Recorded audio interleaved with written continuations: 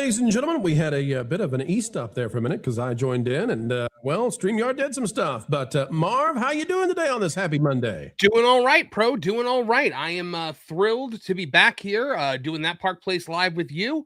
And, you know, we're going to have Culture joining us a little bit later. It's going to be a good show. It's going to be a good show. It's going to be a great show. And by the way, folks, don't let those Monday blues hang over you. Well, it's Monday. We're back again.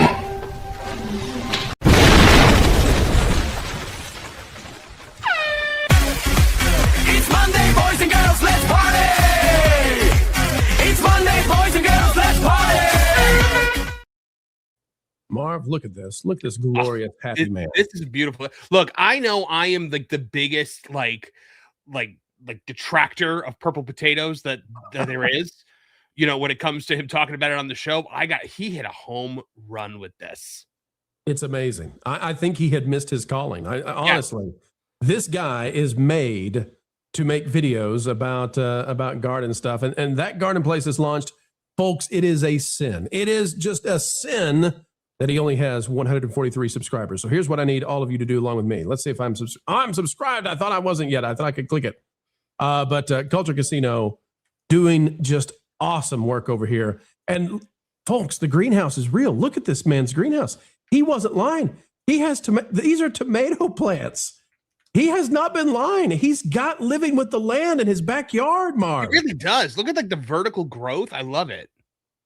It's just amazing. Here's a quick clip from Culture Casino with that garden place. The ground to being truly raised beds and add some legs and the ability to harvest easier and also plant. In fact, the next video we do in this series is going to be planting the various types of potatoes and the steps that you need to take to make that successful. He's marvelous at this. He really is. And like, I love seeing the greenhouse. I love seeing like the background music's on point. The editing is on point. I love it. I love it. I love it. All right. Well, we've got a lot of stuff to talk today about with all of you out there and things that we love.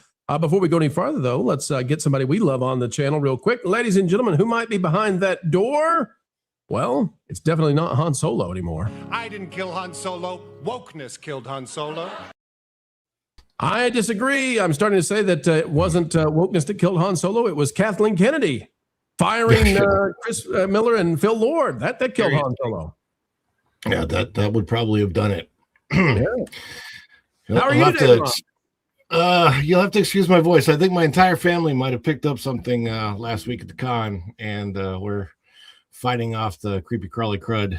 This is why, if I can avoid it, and I'm not supposed to say this out loud.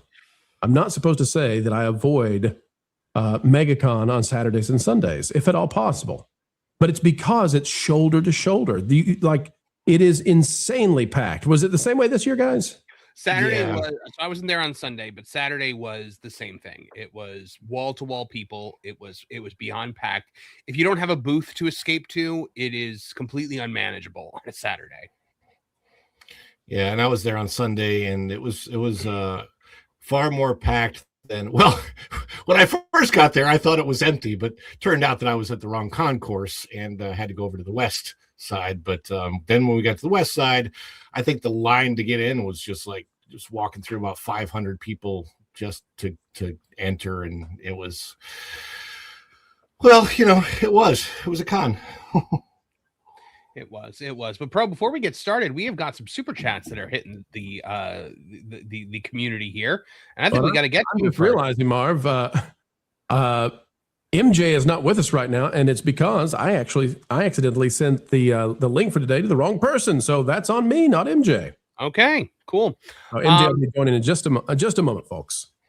Bagging Protons for $5. How are you today, Mr. Zuckerberg? Might want to sell a few limos.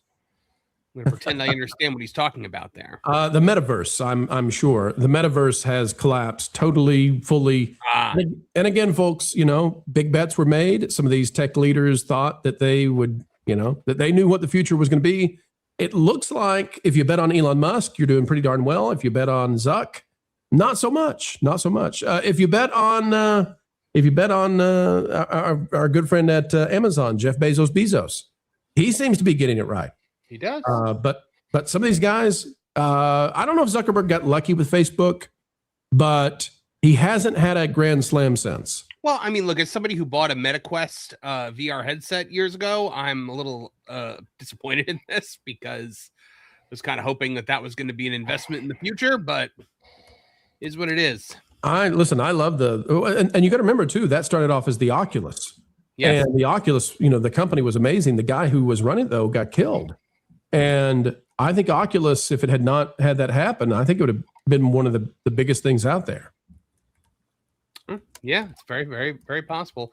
Packing Protons for 2 says, did I just have a stroke? That was because of the little stutter we had in the beginning with the theme song starting and then ending and then coming back. We need to have a button where we can press and it says, ladies and gentlemen, please keep all hands, arms, legs, feet, and everything else inside the vehicle at all times as TPP Live will begin moving. Immediately. You never know. This ride has stopped. Looks like Brer Fox and Brer Bear are causing trouble down the river. I've gotten the spiel on that. Yes. We have been unavoidably detained by playful spooks. Packing Protons for 5 with Marvin watching Bluey. Maybe I will have Jonas watch Porky's. Packing. I don't know the money will go where you think it will if you try to do that. And Packing, we're getting you 3 movies that you must watch with us. We'll see the list real soon. Don't you worry. First Dragon Queen for 5 saying, if the goal is achieved, the preview of the next people in the bear suit will be posted on my community page. Hugs for all. Hey, it's a double dose of fun for the goal today. Way to go. What is our goal today?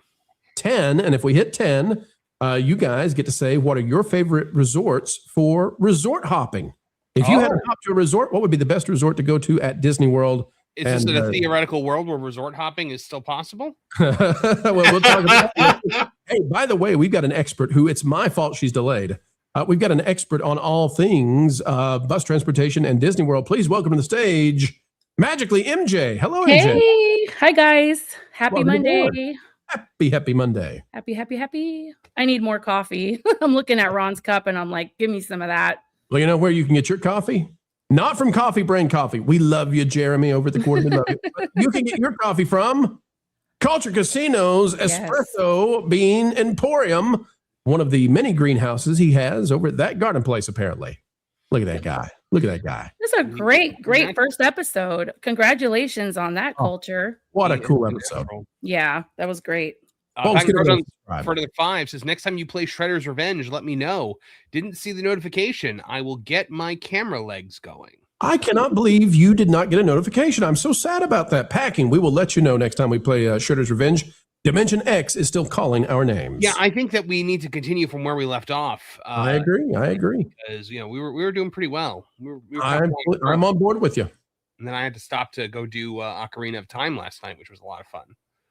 And then we've got Scraps the Barbarian for 199 saying, so excited for that garden place. Fantastic. That garden place is definitely worth your time. Can't believe I, of all people, am the one saying that, but he did. He rocked it. Folks, we got a story coming up. I've got to drop because I've got a real life thing that I got to do. Marv knows about it. So I can't stay for the whole show. I will be listening when I can. But before I go, folks, in celebration of the man, the legend, the guy who just launched that garden place, we have to play this for real this time.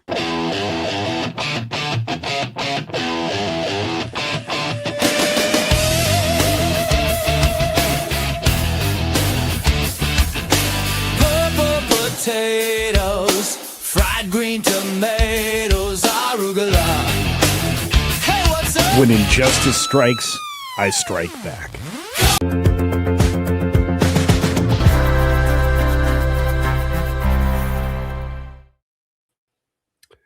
The Walt Disney Company's stock continues to plummet, but when the going get tough, well, the tough get going. Josh D'Amaro, the newly appointed CEO of the Walt Disney Company, has fled the United States, seeking out shelter in the sunnier, or at least maybe foggier climes of France. What is going on with the Disney stock, and why is Josh D'Amaro fleeing the country? We'll find out today on That Park Place. Okay, so maybe that was a little dramatic. He's not fleeing the country, but Josh D'Amaro, in one of his first weeks as CEO of the Walt Disney Company, is taking a little trip abroad, going over to France. He is hanging out with French President Macron. Let's see what's going on. Ahead of the grand opening on March 29th, French President Emmanuel Macron toured Disney Adventure World with Disney CEO Josh D'Amaro. The duo traveled with a number of cast members, including Disneyland Paris President Natasha Rafalski, touring various areas of Disney Adventure World expansion, including the new world of Frozen Land. And the visit, which included Josh D'Amaro, and the aforementioned people over there, coincided with the release of a new independent economic contribution study conducted by the SETEC, documenting Disneyland Paris' sustained impact on French tourism, employment, and regional development. The study highlights the scale of Disneyland Paris' economic contribution. The resort accounts for 6.1% of France's total national tourism revenue and supports 70,000 direct, indirect, and induced jobs across the broader economy. I'm legitimately surprised by that, Ron. 6.1% of the national tourism revenue, being that Paris is one of the largest tourism sites in the entire world. Yeah, it's I would think it might be. I guess there's a lot of other stuff to do in France. Maybe people are going to with Rachel Zegler to see the Winged Victory at the Louvre. Yeah, that is true. Can I just say how much I love the fact that you're on Blog Mickey and you bring up the article about Disney and all the ads are Universal and SeaWorld. I love that. I see that at the end. I saw that in the corner.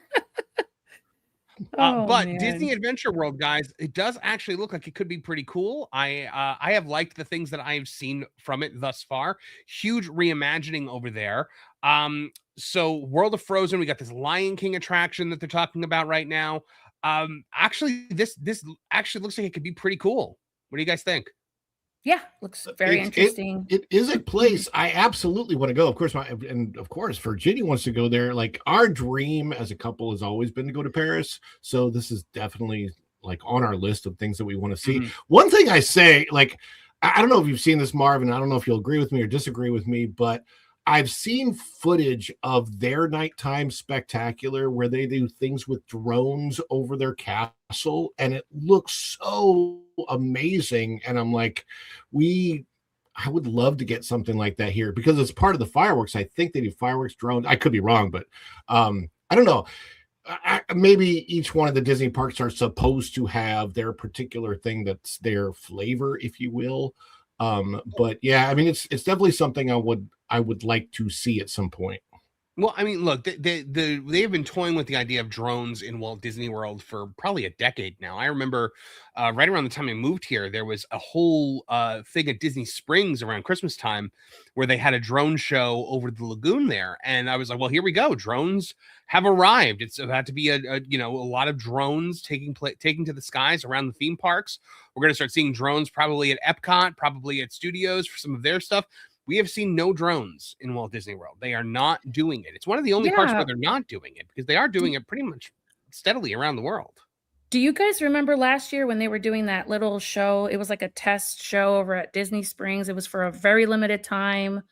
Whatever happened with that? It was like almost like a tease. It was they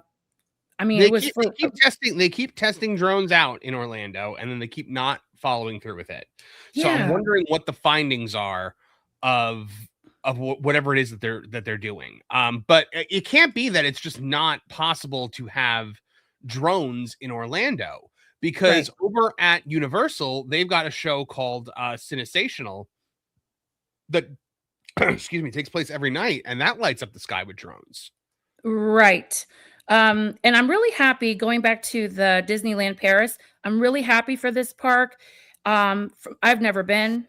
It would be nice to go one day, but from what I've been told and from what I've seen, the park needed something like this. It was kind of like not in the best tip-top shape, if you know what I mean. I mean, there's so many vloggers that have been there, and it's just kind of disappointing from the content that we see here. But it really needed it. I'm really excited for them. It looks beautiful. All of the details. They really did do a lot of investing, and I just kind of agree with Ron. Also, I wish that they would like the international parks, some of that stuff could come over here because we have really cool things here in the domestic parks, but I feel like they just get a little bit they get a little bit more flavor on their dish. I'm just saying. Yeah. Well, I mean, so if you look at this map of what Disneyland Paris is going to look like with Adventure World, you come in and you're going to have World Premiere Plaza. And then over here you have New Adventure Way, which is which has their main lagoon area, which is where you're going to have the nighttime show with the drones that they're talking about. Then you've got Worlds of Pixar over here. You've got Marvel Adventures Campus, and all the way up here you have World of Frozen. So yeah, the World of Frozen actually looks really good. Like it looks like a great. The themed lands that they have been rolling out in some of the parks around the world, like not domestically. Domestically, we get slop like Galaxy's Edge, but in Shanghai they have a Zootopia land that I don't know if you guys have ever seen that in videos or whatnot, but that's yeah, man, insanely cool. Well, Marvin, there's a rumor that they're gonna probably replace Avatar with a little Zootopia in Disneyland, that is California. The most ridiculous rumor I've ever heard in my life. That's not going to happen. That's what they're that's what they're saying.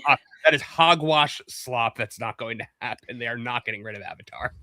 And the Zootopia over in Shanghai, it's really tiny, right? I think it's only like I forget how many acres. Yeah, it's really small. It's pretty small. But the last thing they're going to get rid of is Avatar because they are still pretending that Avatar is something that people like. That Avatar and over in Disneyland, they have plans for an Avatar expansion. They're not getting rid of Avatar from the parks anytime soon. Now, go ahead. The Adventure World here. Okay, so this was the Studios Park, correct? What they were calling the Studios Park and what it looks like. Just seeing the map and the way you pointed things out, it actually kind of looks like without portals into the different worlds, that they're kind of setting up a little bit like Epic, where you have that. This is all Pixar. This is Lion King. This is Frozen back there, and I'm I don't know how much of that, as far as did they get any ideas when they were looking at how Epic was being built or anything? Probably not. I don't know. I don't know. I don't think I can follow you on. I don't think I can follow you on that one. But I do think that it has kind of a it's not even a hub and spoke design. If I were to looking at the aerial map, I guess it's kind of even laid out like Hollywood Studios a little bit, maybe. I don't know. It just they haven't changed the actual layout of the park. They've just kind of rethemed all the lands. But it is very much now IP central, gates. So I guess I could see where you're going with that a little bit, based on Epic Universe being so, IP land centric. But now the reason why it's raising, so he's out there in France right now. Meanwhile, back home, the Disney stock is not doing all that great. Not doing all that great still, but has rebounded a little bit. So let's take a look here. The stock is currently at $95.02, which is up today. So it's up about 2.81% today. It started this morning at $92.93. So something is happening where the stock is starting to climb back up. People were like, it's going to hit the 80s. I knew it was never going to hit the 80s. But if you look at it over the last 5 days, actually, let's look at it at the last month, right? Because we were over 100. And then, the situation in the Middle East exploded. The S&P dropped. The stock dropped. We got all the way down to $92.42. We're back up to $95. It's just a matter of whether or not it's going to climb back up or whether it's going to shoot back down. I don't know. I would say it's probably rebounding. It's probably going to stabilize in the high 90s or low 100s, but still, that not a great first week for Josh D'Amaro as Disney CEO, having to deal with that kind of stock. Whether or not that is from the, from investor panic about, his change in leadership, getting rid of Bob, or whether that is some kind of reaction to the global markets. We don't know. But what we can say is that the S&P, if you look at the last 5 years, is actually up 70%, while Disney is down by almost 50%. So it is falling, outside market trends. Right. Mm-hmm. Yeah, and of course, no financial advice, but when you look at it, it's Bob did not leave in good circumstances when you saw how much the stock had tanked, really even just since he had come back in, but also of course since it's high under Bob Chapek. It was quite the dip, from what was it, 2021 that it hit that high? I can't remember, but I know it was not particularly good. And you have to look at what Disney, not just the parks obviously, but what Disney has been putting out in entertainment. Will this year make a difference when what did they had, what were the two, like Lilo and Stitch hit last year, but and they had a ton of stuff out. Lilo and Stitch hit, Zootopia 2 hit, Avatar hit. Other than that, was there anything else? I don't think so. Other than all those hits you just named, was there anything else? No. I mean, that was 3 out of like 12 or 15 movies or something. Yes, but like, 3 hits are still 3 hits. It's 3 hits more than some studios got. So I will say it wasn't. That's a good point. Last year was not a total bust for them, but it definitely wasn't, the highs of pre-pandemic. So right now we're looking at a year where there were a lot of bombs. There were a lot of bombs that probably negated those wins. You had Captain America: Brave New World last year, obviously that was a major bomb. You had Snow White, that was a major bomb. You had Thunderbolts, which was a major bomb. Elio was a major bomb. So right now you've got Hoppers, which they're trying to claim is a success, but I mean, Valiant Renegade did the math, and we're looking at about $500 million to break even on this one, and it does not look like that's going to happen. I think Bob slipped out early on purpose. I think he knew this was coming. Well, it would follow Bob's modus operandi, right? Because Bob slipped out right before the pandemic last time, and now he's slipped out right before this. It's like he smells it. He's like, I'm out of here. It's that he knows summer is coming, and it's so hot that people avoid the park. Oh, right, that part, yes. Was measuring attendance at Disney World on July 4th, which didn't really factor in temperature, which is about 100 degrees and 99% humidity on that day. Right. First time ever. It was a total anomaly, Bob. Florida was hot that day. Oh man. And they lost all that money with Hoppers this year. Really bad. So Hoppers is still in theaters. We don't know, precisely how it's going to end. We can guess. They're guessing it's going to end somewhere in the 300 something to 400 something million range. Hoppers' ability to generate at the box office ends this week when Mario comes out, because families are going to be going to Mario for weeks on end. Absolutely. But so now in terms of Disney's slate, what they've got coming up that might be able to positively impact the stock price. Well, so Spider-Man Brand New Day is not a Disney film. It's a Sony film. So that's going to make money, but Disney gets very little of that box office. However, it is perception of the Marvel brand.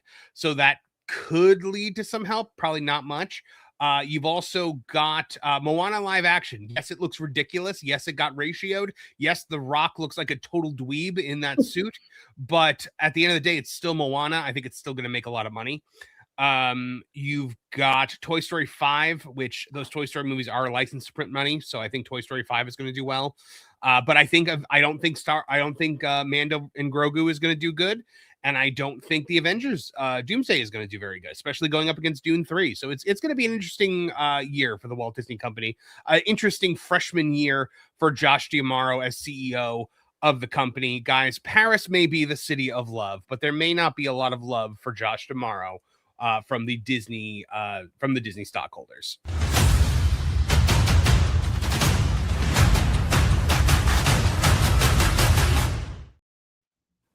All right, we have got a super chat to get to right here. Our good friend Ken Reinhardt in the chat for $2 says, "Wait till you see the revamped Villains Land, Marv." Well, we're going to talk a little bit about Villains Land today. I'm sure when we do eventually get Villains Land, it's going to look nothing like the concept art, but that's because also the concept art for Villains Land was a bunch of scribbles that had nothing in particular on it. So, we'll see what that looks like when it actually happens. But we have got a big one to talk about today, because if you or one of those people who have these little tips and tricks that you like to tell people about how to get around Disney, maybe save a little bit of money, well, it turns out that the Disney company knows these tricks too, and they are actively working to try and stop them from helping you save on your next vacation. It's showtime! Straight from the heart of the park. One of the little tips and tricks that people like to utilize in the Walt Disney theme parks to get around in the Orlando area is to park over at Disney Springs, where parking is free. Take a bus over to a resort hop around. Maybe maybe not even just to go to a park, maybe just because you want to see some of the resorts, see some of the sites, see the holiday decorations. You park at Disney Springs, you take the buses, you have a good time, you sample some food, you hang out by the water. Not so much anymore. The Walt Disney World is now requiring hotel reservation for bus service to the Walt Disney resorts from Disney Springs. We're going to talk about it today on That Park Place. Guys, this one is interesting because on the surface of it, it is a temporary thing for a busy time of year. However, we know from past experience that a lot of times when Disney does these things, it is very much testing the waters out to make something not so temporary. So let's have a look. This is from thatparkplace.com, written by me. A new policy quietly rolled out at Disney Springs is turning heads and raising eyebrows as Disney tightens control over its transportation resort bus service system during one of the busiest times of the year. According to recent reports, guests attempting to use the Disney Resort bus service from Disney Springs to on-property hotels are now being required to prove they actually have a valid reason to be there. And no, just wanting to look around and grab a quick bite at a resort won't cut it anymore. And a move that appears tightly tied to peak spring break and Easter crowds, Disney has implemented a verification system for its resort bus system at Disney Springs. Before boarding a bus to a resort hotel, guests must now show proof of one of the following: an active hotel reservation at Walt Disney World Resort property, a confirmed dining reservation at a resort, and a scheduled recreation activity like a boat cruise. Cast members are reportedly scanning magic bands or, magic keys on your phone to confirm eligibility before allowing guests to board. If you don't have one of those, you're not getting on the bus. Now, for years, guests have used Disney Springs as a workaround. You park there for free at Disney Springs, you hop on a bus to a resort, then you transfer over to a theme park from the resort. It's a loophole that effectively lets people avoid paying for parking at the parks. Well, Disney is saying no more to that. Disney is also likely trying to reduce overcrowding on resort buses, prioritize actual resort guests, and free up parking at Disney Springs during peak demand. Now, that I do understand because there can be a bit of an influx of people going to very specific resorts, like ones you can walk, like the Contemporary, where you can walk to the Magic Kingdom from it. But guys, this is also not the first time Disney has done this. It has implemented similar verification measures during high traffic periods before, including around New Year's. So this is not a permanent overhaul yet, but a seasonal enforcement tactic for when crowds spike. But Ron, I have to ask, do you think this is actually temporary, or is Disney testing this out for a wider rollout in the future? Man, anything is on the table, honestly, with Disney. Like, to be 100% honest, when I very first heard that they were going to implement lightning lanes as a charge, I was like, no, I couldn't believe it. And yet here we are, right? And so for many years, like when I first moved here, I want to say 17 years ago, it was actually very easy to just park at the resorts back then, and you've seen the restrictions grow and grow and grow over time, and with dining reservations for the resort, even that, where now what they'll do is they've made it so that if you cancel your dining reservation within 2 hours, you can get charged for it, and so now you can't park at a resort. They've really pulled back the ability for, especially, if you're just a local person and you want to take a look at the resorts and maybe go to a quick service. They've made it very, very difficult. So this could absolutely be testing for something that could go permanent. I hope it's not, look at the resorts with themed lounges. You've got things like Trader Sam's. I love to just go to the Polynesian, head over to Trader Sam's, hang out on the patio, listen to the ukulele player, watch the electric water pageant. It's a nice evening. Right. I'm probably going to do that when my parents are in town for Easter at some point. The problem, though, is that now they're making it very, very difficult to do that, because what if this doesn't stop at Disney Springs? What if now to go to a resort from a theme park, they're going to require a reservation? MJ, I think that might be the next step. And if that happens, resort hopping now becomes almost impossible. I mean, there's so many factors to lay out on this topic. I'm glad you pointed out that it's not like implemented thing. That's for sure. They're testing the waters. It's at the will of the cast member, so it's at their basically at their discretion. Um, I'm very curious. I was when you were reading your article that you wrote about the reservation for water taxis, because I've Mm. never. I mean, we're not considered locals. We're just a few hours away from the resort, but I mean, I know how to navigate my way. I could spend all day talking to you guys about how to get around the property, right? Utilizing all the free transportation, but I'm just yeah, can you go back down just a little bit? Sorry, Marvin. Yeah, Right so it's not a there. water taxi that you're scheduling. A It's scheduled recreation activity like a boat cruise. Are they talking about the ones so at the Grand Floridian? no, so well, yes. Like so if you were going to take it, like Grand Floridian has a yacht that you can rent. Mhm. There's also you could take out a pontoon boat onto the Seven Seas Lagoon for a little bit from Magic Kingdom. You could also take out a speedboat from the Polynesian. Or I said Magic Kingdom, I meant Polynesian. You could take out a speedboat, you could go on a fishing excursion. There are things at these resorts that you can actually book to do. Okay. That you would have to show that we've got a recreation activity for it. So I think they're just trying to limit traffic because the bottom line is you have a lot of these. I think it's either Beach and Yacht Club, Contemporary, and maybe one more, maybe the Grand Floridian that has a display of those beautiful Easter eggs.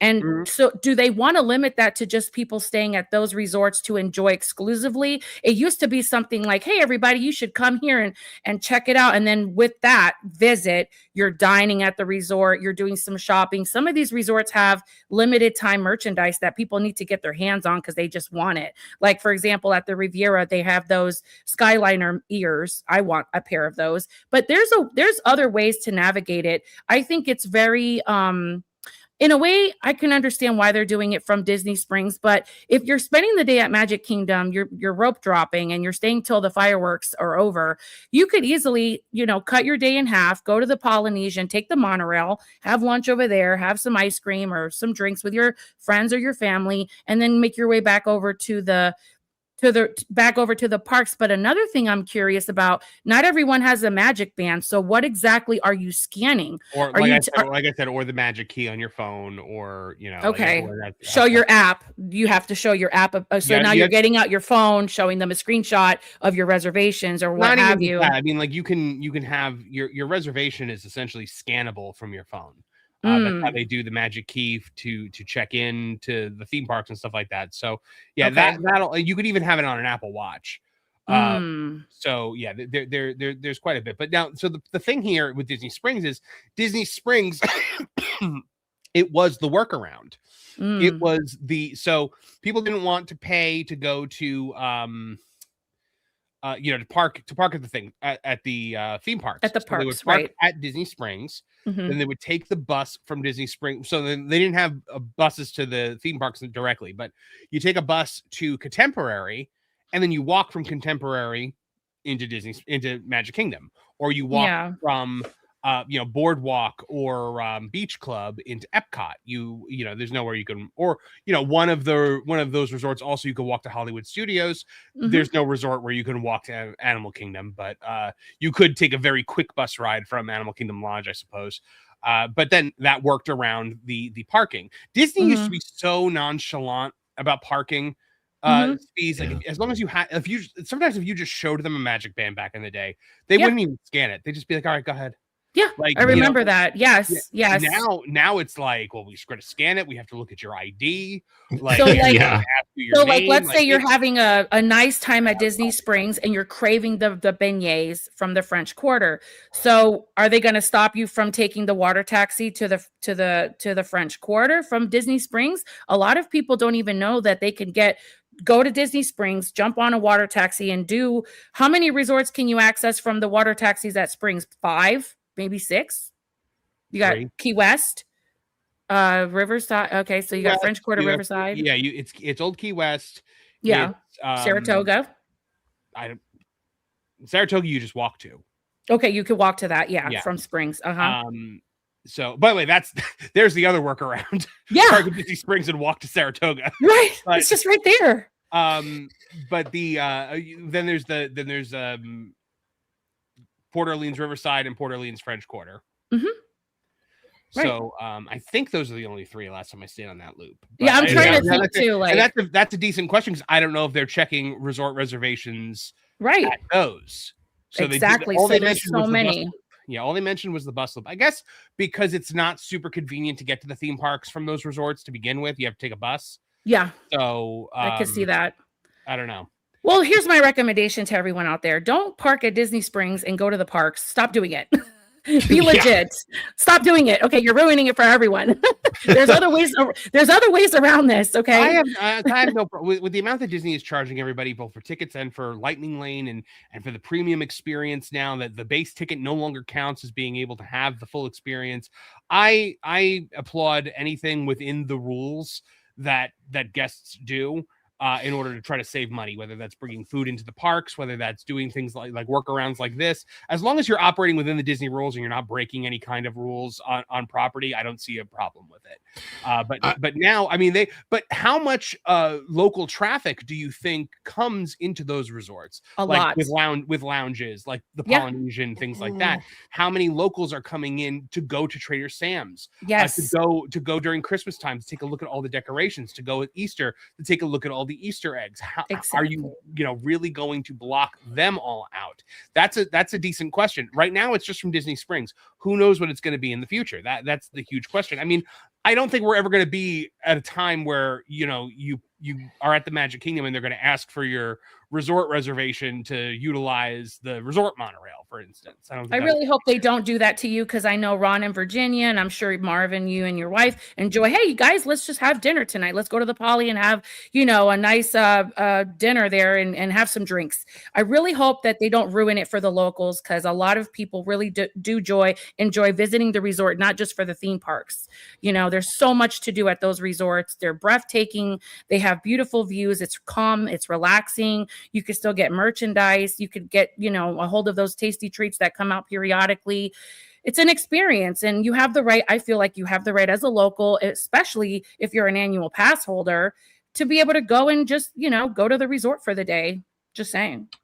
The question this brings up for me is, do they eventually charge for parking at Disney Springs? I don't think they have a way to do that.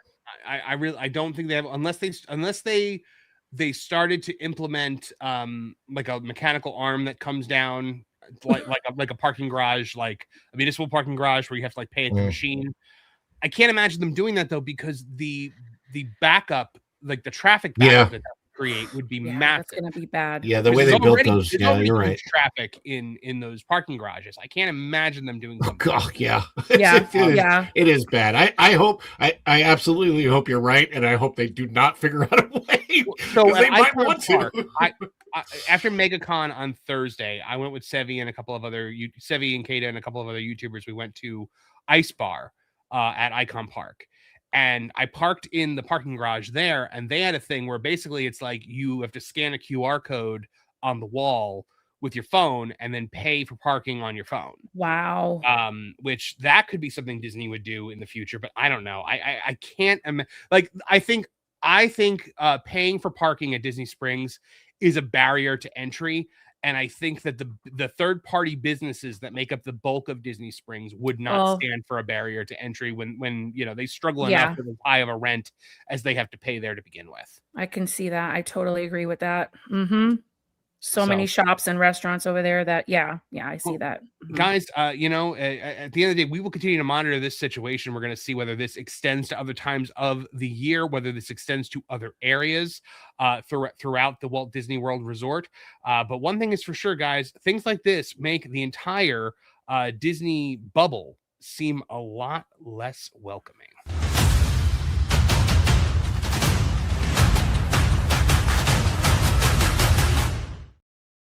All right, we got some super chats to get to here. We've got England DG for $5. Wife got us a trip to Universal. I asked her to marry me at Epic. Thought about Magic Kingdom for a day.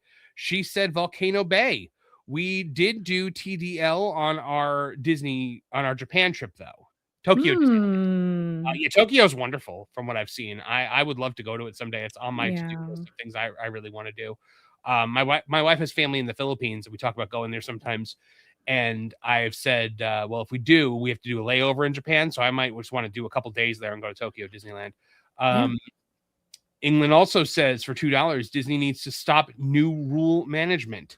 Yeah, it's just, I mean, it's making it so much like it is. We have gone so far beyond everyone's a VIP at this point. Like, no one is a VIP except for people that pay, you know, a bajillion dollars. So Yeah. let's see. WJB Daily for 5. How long before parking at Disney Springs requires purchase at Springs or money to leave the decks? Yeah, well, we'll see. It could happen. It would be a logistical nightmare. And I think Disney knows that it would be like, I mean, look, you have to pay to park to go to City Walk, but you've always had to pay to park to go to City Walk because you have to go through City Walk to get to the theme park. So it's a very different thing. Except after 6, it's free. Just some days. Yeah, some days. Like Halloween Horror Nights days, that ain't the case. So yeah, there are some days where parking is free after 6. Some days where Snarky to Stink checking in with 5 that Park Place memberships. Thank you very much, Snark. We love you, buddy. And then coming in again for another 5 with Project Hail Mary was well worth it. Went and saw it with Casey and my mom. Recliners, Marvin 1 ear on Zelda, fun stuff. Oh man, I had no idea you were at the movie theater listening if we were playing Zelda. Oh, that's really funny, Snark. But yeah, Project Hail Mary was great. I saw it the other day.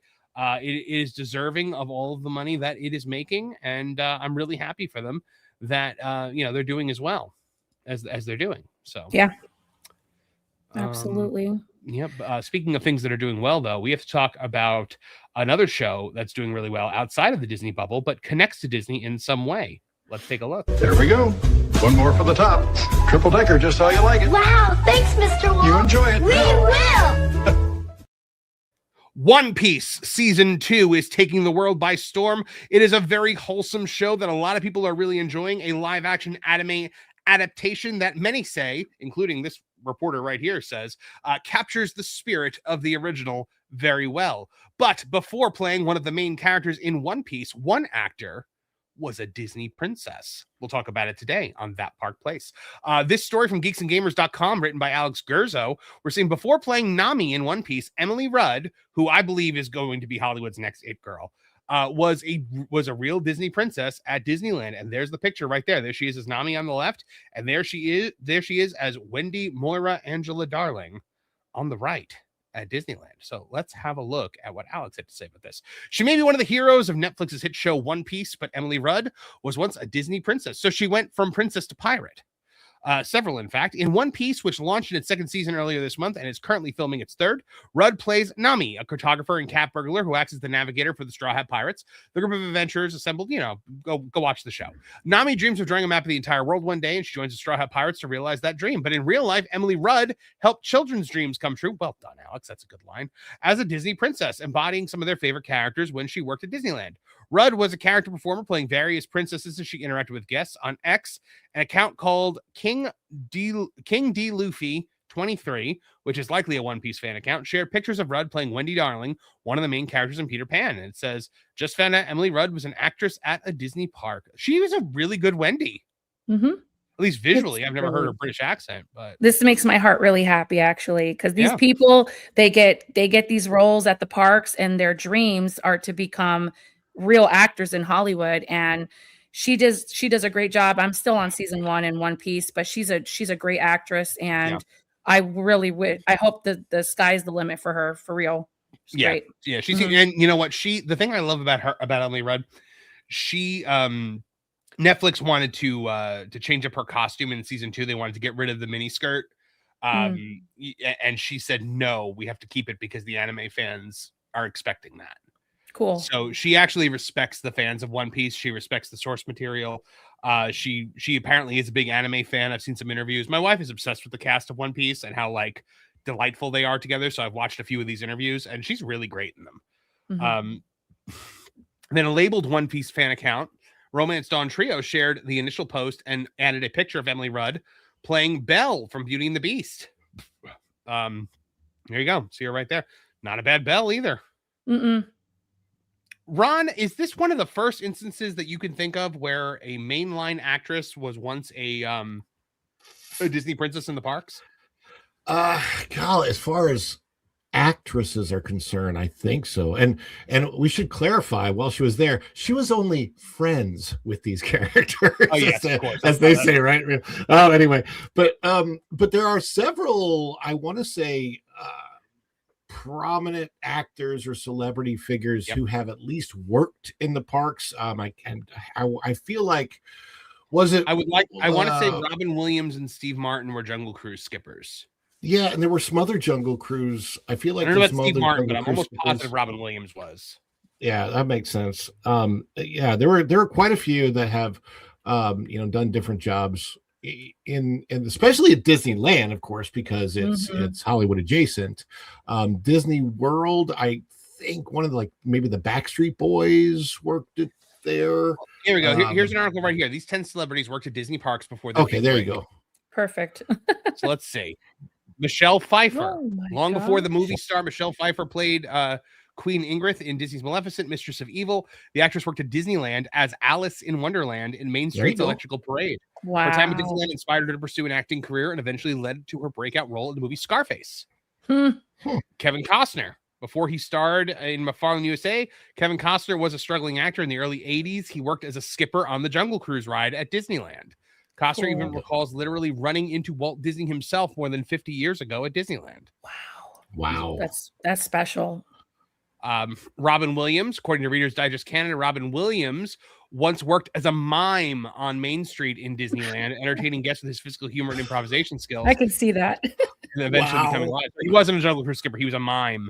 That's really But cool. can you imagine? Can you imagine if you were a guest and you, like, years later, you realized it? Whoa, that was Robin Williams. That's wild. wild. Like you go back in your home movies and you realize that the mime you interacted with and were probably creeped out by it was Robin Williams.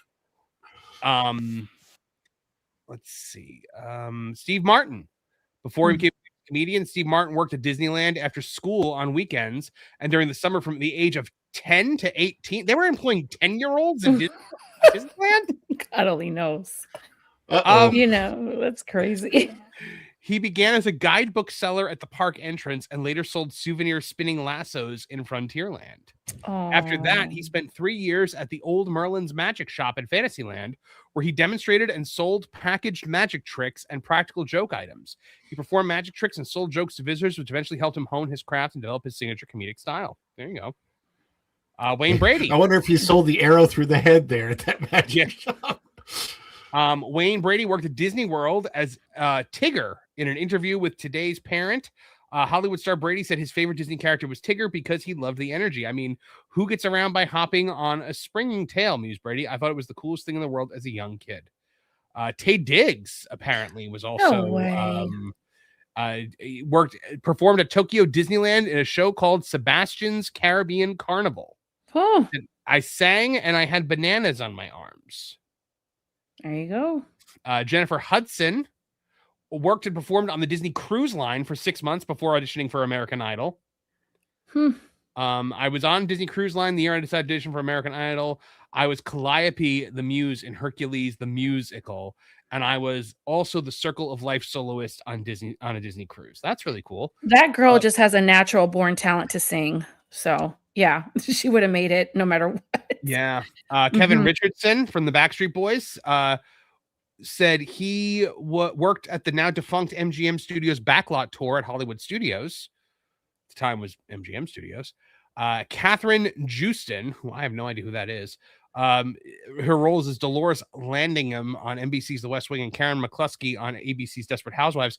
But her journey to stardom began when she auditioned for a role as a theme park performer in 1992. As fate would have it, Disney's MGM Studios had come to Chicago, presenting her with a golden opportunity. In a touching reflection shared in a 2009 Forbes essay, she shared, after standing in line for 5 hours, I auditioned and won a job as a Streetmosphere player. That's pretty cool. And then Taboo of the Black Eyed Peas also worked at Disneyland. In an interview with the OC Register, revealed the experience working at the theme park before his rise to fame. I emptied the trash and wiped down tables.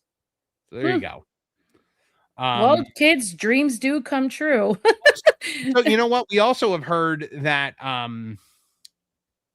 what's her name? She played the Candle Witch in Agatha All Along. She was insufferable. But she was Buzz Lightyear, I believe, for a while at Wow. so there you go, guys. So it stands to reason that sometimes a role in a Disney park can be a gateway to bigger and better things.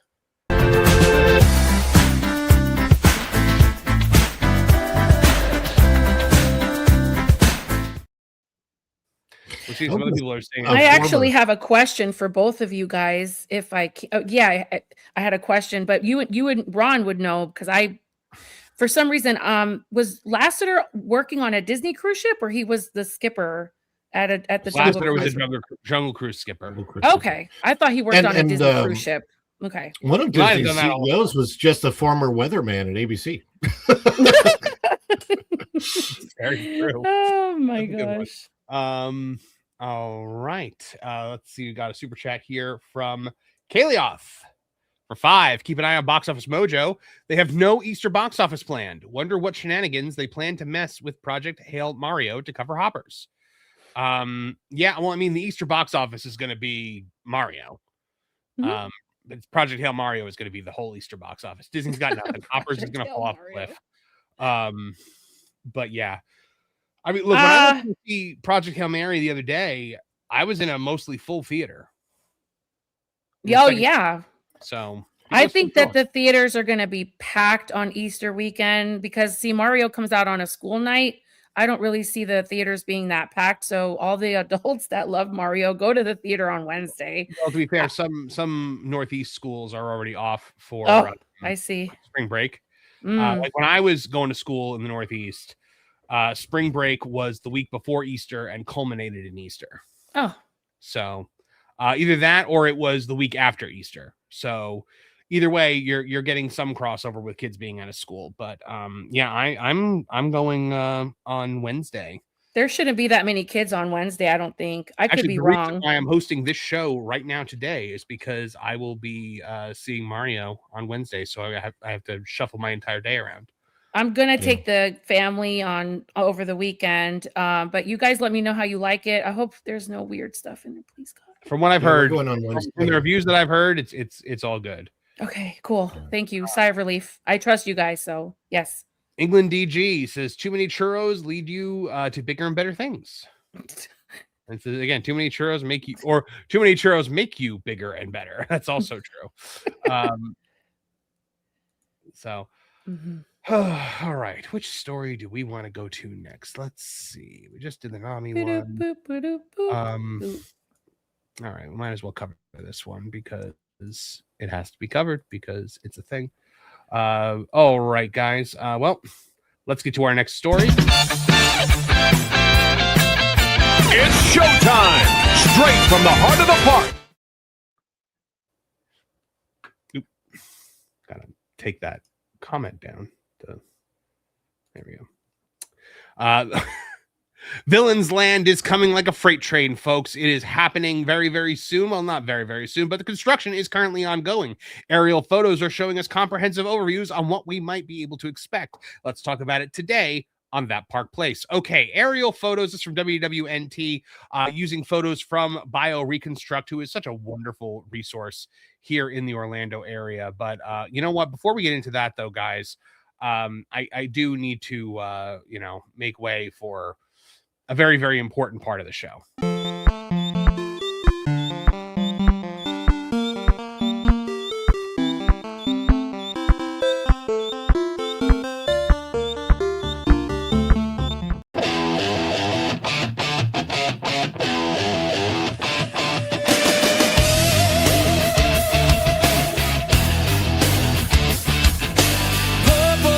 Potatoes, fried green tomatoes, arugula. Hey, what's up? When injustice strikes, I strike back. Culture, casino, let's go. Culture, casino, let's go. When the EMS tries their best, strap him down, check his chest, culture, casino, casino, culture, casino, casino.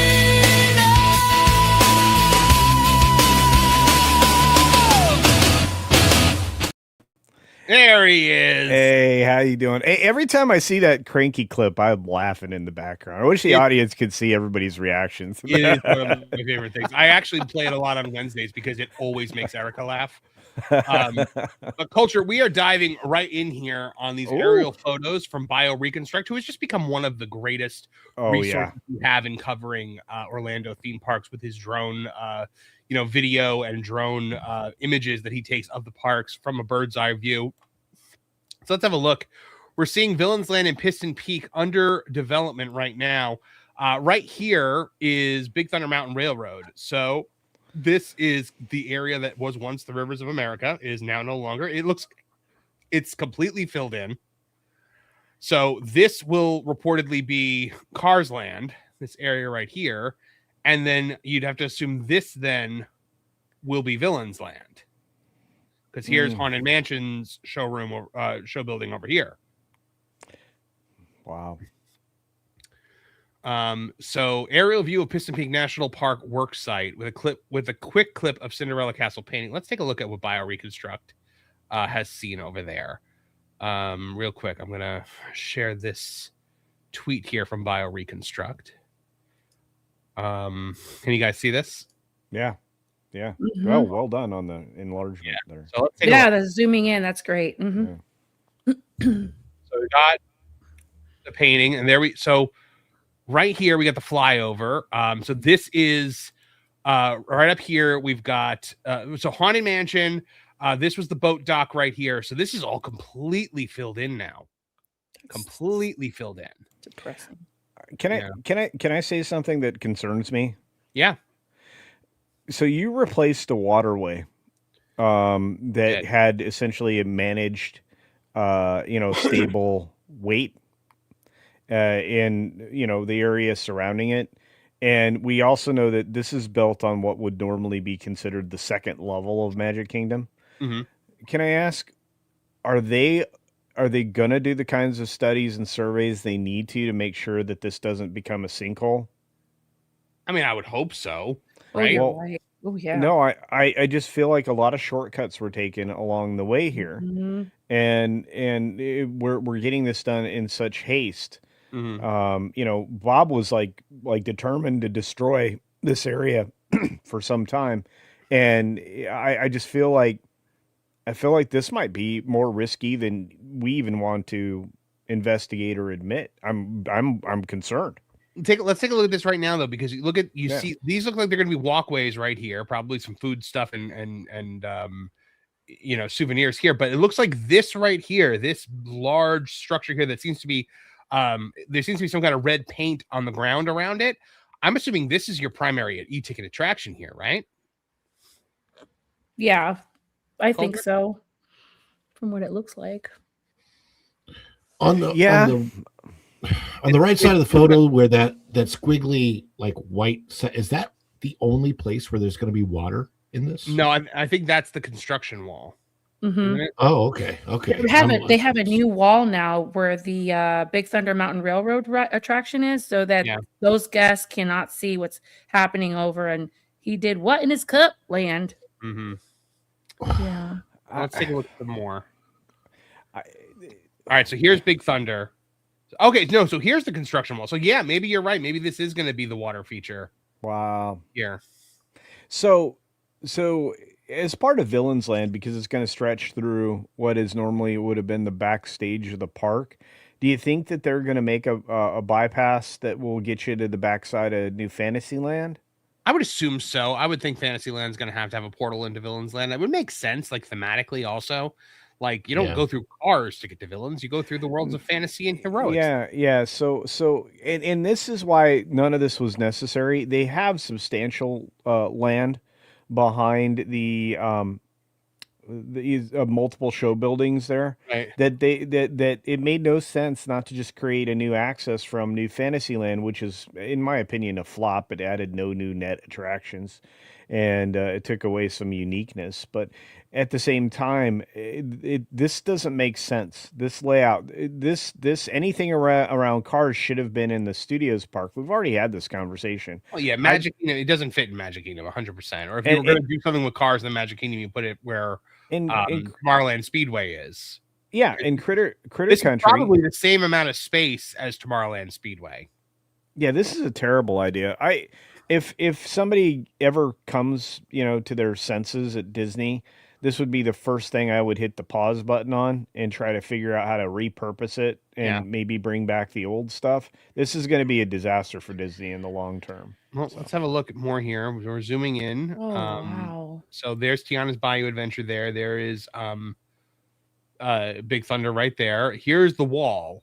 So this is all, so they're building something out here, which is not the wall like I thought it was. I don't know if it's going to be a canal or something, but they are building a huge structure right here. So it's going to be the one main attraction and then a little one, right? Like a big one and then a smaller one. That's what they're saying. Yeah. So let's take a better look at this. Okay, so this is the wall right here coming around. So this is something completely different. Maybe a show building. No, I don't think it's a show building. I don't know what it is. You know, one of the other side effects that nobody's addressed or talked about is that the cats are gone. What? Yeah. So this area, the everything around this area, around this part of the park, you had an enormous number of cats present to take care of pest control and other things like that. After hours. Yeah. Yeah. And so what are they going to do about, nutria and other things like starting to take over, or starting to intrude on, public spaces? Well, I don't think they rounded up the cats, Culture. They're probably just elsewhere. Well, they ran them off, I'm certain, because they I mean, this is a massive construction project. They're also being sold in so much land for them to do their cat business. I hope so. The critters are being sold over at the gift shop that no one's buying. So yeah. Marvin, correct me if I'm wrong, but isn't this also adjacent to the area that has seen flooding issues the last several years? Like there was well, so we had a there was a flooding issue in this area right here. Yes, that was the sewage leak that pretty much took out Frontierland for a while. So yes. So gross. Yeah. But you have to think that they're installing all new infrastructure underground for this new land. Lord, I hope. So let's see. We zoom in down here. They have so many. Okay, so here's a different angle. So this kind of gives us a good look at our footprint that we've got here for. Okay, so maybe this might not be the footprint for the ride itself. This might just be the remnant of Tom Sawyer Island. But it's still outlined in red, so I'm assuming that means it's being built up for something. But then there's a secondary outline in red here. So yeah, I think this has got to be the attraction. I think so too. I'm okay. This is going to be another heat island inside the park, and just another giant chunk of shaped concrete. And let's see, can we get a better look at what this is down here though? Because I'm fascinated by whatever this is. Yeah, I'm having alarms going off here. I'll be right back. I mean, the good fortune on on Disney's part here is, of course, there are literally nowhere else in Orlando can you get on a go-kart or a ride of some sort that mimics cars of any kind. Can I point out one other thing though, guys? Like one other thing I'd like to point out here. Yes, take a look at this walkway here in Frontierland. You notice anything about that? Pretty empty. Like there's people there, but not that many.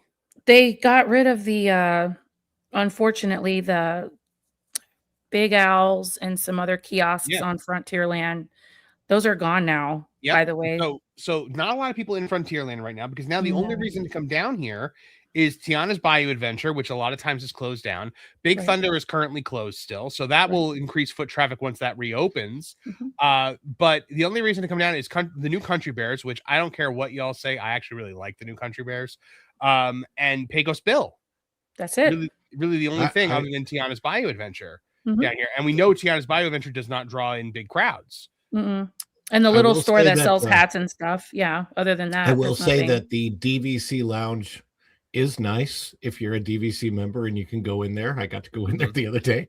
It's I'm not happy that they replaced the shooting gallery because I thought that was fun, but they did a nice job, and it's ironically they're very good at building lounges. They're very good at Imagineering is wonderful at building lounges. It is the one thing they are still excellent at, is building, exclusive lounges that not everyone is allowed in. Absolutely. That's wild. Why can't I find the clip? Man, the clips are never where I need them to be. Where's that second attraction going to go? I'm trying to And so what we've tried to do is really bring that shape language from the architecture. But like what we love to talk about at WDI is shape language. And we often refer to shape language. There's such iconic shape language in Spaceship Revetti Attraction. We really wanted to make sure that we fused to that throughout the space. You didn't. Well, of all the cheap, lousy ways to save a buck. Welcome back, Culture. Oh man. But yeah, so like I said, not a lot of people in Frontierland right now. Not a lot of reason to go down there. Now I'm sure though, let's take a look at other areas of the park. So yeah, you can see Fantasyland. Or Main Street USA. Still a lot of people over there. It's just this little stretch of Frontierland. Not a whole lot of reason to go over there, especially because if you're going to Adventureland, just go through the main hub at that point. So yeah, here's a bigger, broader view that's actually bringing Villains Land into the conversation. So we've got this big, huge plot of land here. So it looks like Cars Land. Maybe where do you think the cutoff is? Here, maybe. And then this is Villains Land. Beyond Big Thunder. They want. So what kind of like entryway are they just going to have it like Storybook Circus? Like you just walk into one thing after another. I feel like transitions. I don't think it's Storybook Circus. I think it connects into. So this is the carousel right here.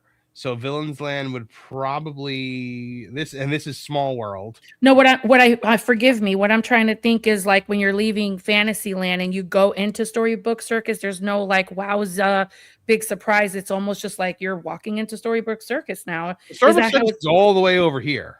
It's all the way on the other side of this. Do you think that's what it's going to be like transitioning from Piston Peak or whatever that thing is going to be? Oh, maybe. Villains?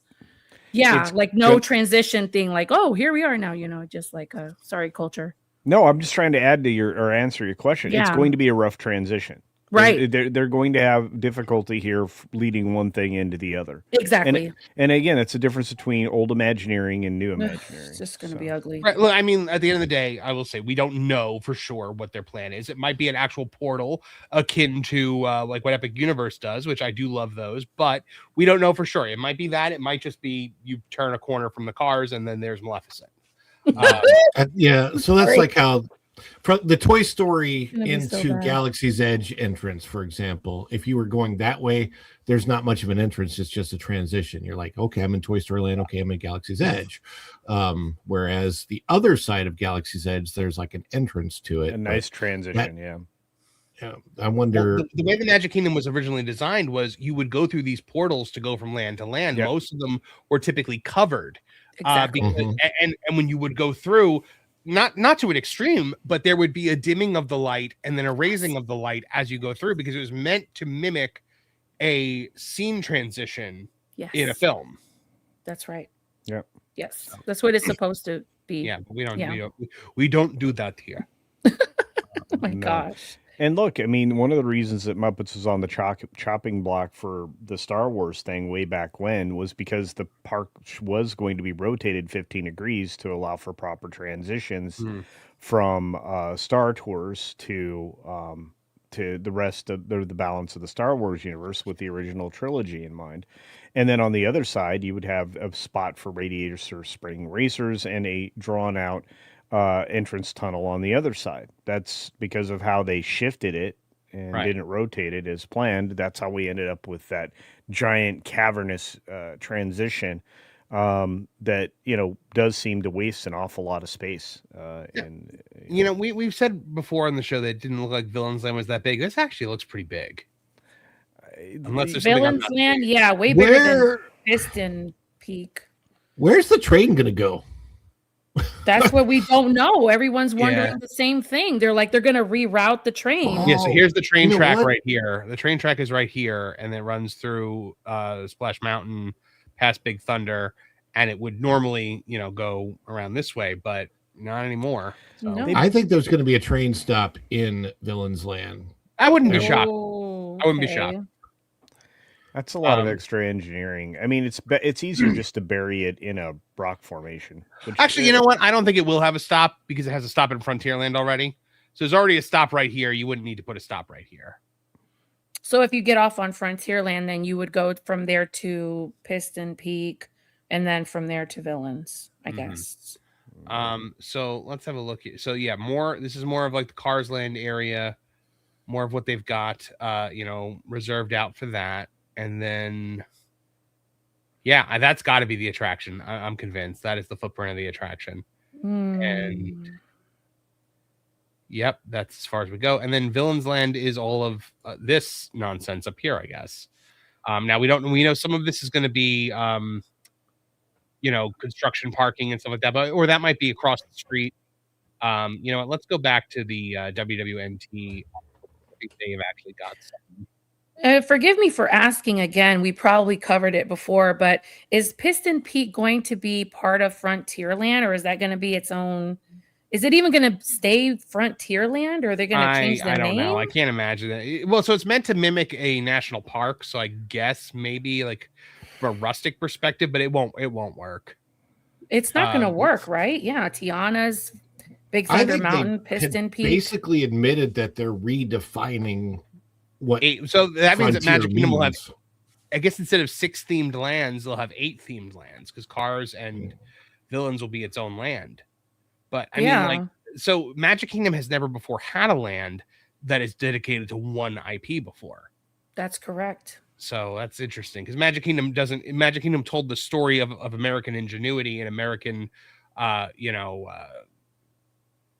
guess the story of America coming over from old world Europe into, America, and then expanding outward, expanding westward, expanding, into Adventureland, things like that. And then it ends in Tomorrowland. So that story is now broken by the presence of Cars and Villains, but they don't care about that.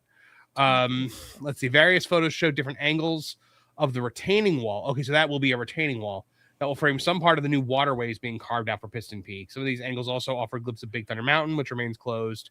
Then you've got, alongside the photos taken within park boundaries, we get an aerial look at the various staging areas and mining efforts taking place nearby that routes they're going to go beyond the Grand Floridian Resort and point to north of Walt Disney World property. They're building, new waterways and retaining ponds, which they would not have needed had they just, not gotten rid of the rivers of America. What a mess. Yeah, it's really sad. Yeah, I mean, guys, the Magic Kingdom is being completely reshaped, completely rewritten. The story is being completely reworked, and we're going to find out whether that's going to be a net positive or, as many of us fear, a net negative.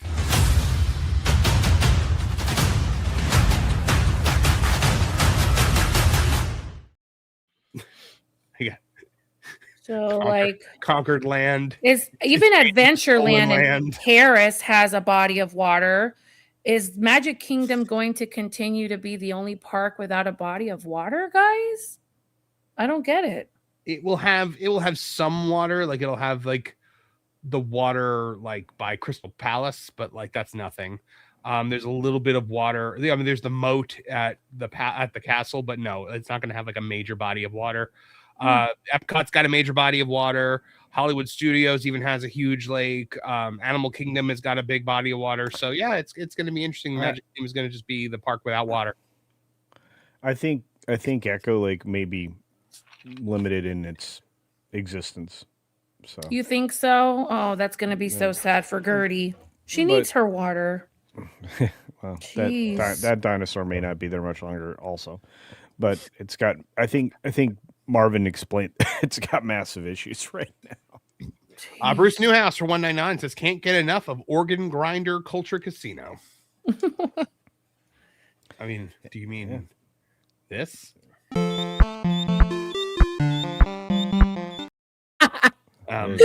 That has to Culture, be by the way, we played a little bit of it earlier and you missed it. We were singing your praises.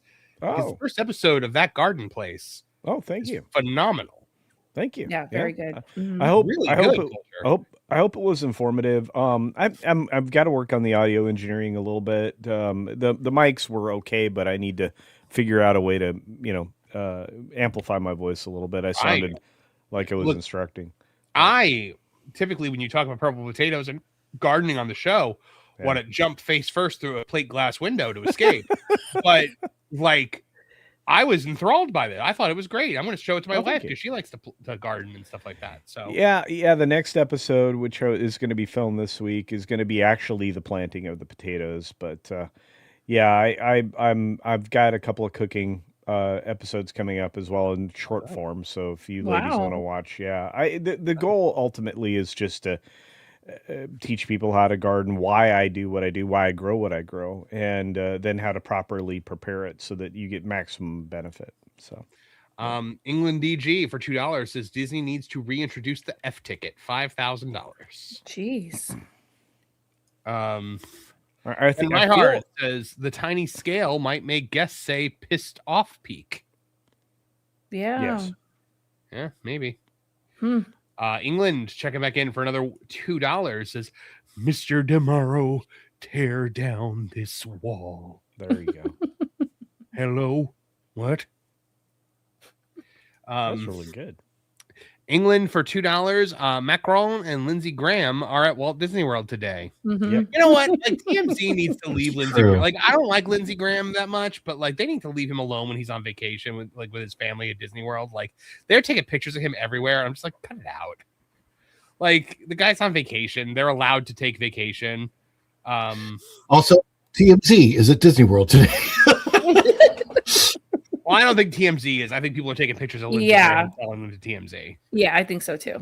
So, England for $5 says there's a picture of Graham outside the Tangled bathrooms with a bubble toy going viral. Yeah, I know where he was because I'm a dork. I noticed that too. I wanted to share it earlier because he's got a big smile on his face, and I was like, "That's the look that you give after you've just taken a big giant dumpski in the Tangled bathrooms." Those Tangled bathrooms. Look of relief. Those were the bathrooms I reported from on the what I really appreciated about the description on your new channel Culture is it's giving, like, for people that don't have space to have a garden in their backyard, like you're like, okay, you could do this out of your balcony as well. And I think that's very, very, very noble of you to do that because not everyone has a backyard. Well, and that's the plan. Is I want to show people whether you're an apartment or a townhome or whatever. I really do want to show you the way to do like a terraced garden in miniature that will also feed you. So the goal is, and again, a lot of people have difficulty why the first episode was a truly raised, elevated growing planter. They don't cost a lot. You don't have to spend money on it, but I always mention in there, you can paint this and have it last for years if you want to. But going forward, like I said, the focus is going to be on there are 100 different ways to accomplish the same thing. Nice. So, I like that Culture. I think you've hit on a really good concept and a really good idea here. The editing was good. The background music was good. I thought it was a home run, man. Thank you, man. I really appreciate that. That's high praise.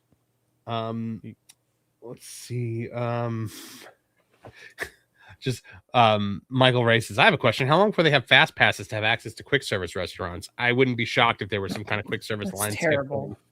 My gosh. Everything is like, it seems like the what they're going for is everything here is terrible unless you pay to make it not terrible. Yeah, and it shouldn't be that way. Yeah, the base ticket just gets you into the terrible. Mm-hmm. And then if you pay more, we are so far removed from Michael Eisner's everyone is a VIP mentality, which, by the way, Culture, were you aware that Jim Cummings is not a Disney legend? What? Apparently not. I saw it yesterday on Twitter and I looked into it. And apparently Jim Cummings is not a Disney legend. He has not been made an official Disney legend. But this year, Anne Hathaway, The Rock, and Bob Iger are becoming Disney legends. Did you write a story on that? I didn't yet. I was looking into it because now I'm trying to figure out what other people that you think would be who aren't. Man, well that's an infinite list. I mean, we know a lot of the chief Imagineers were made legends, including Joe Rohde. But like, wow, that can be a very long list of people who were like there were employees that were in their 80s and 90s that should have been honored as legends, especially and this in year, the parks. this year, you've got Bob Iger, The Rock, and Anne Hathaway becoming Disney legends. How is The Rock a legend for Disney? I don't get it, man. I really don't. Jungle Cruise was entirely a disaster.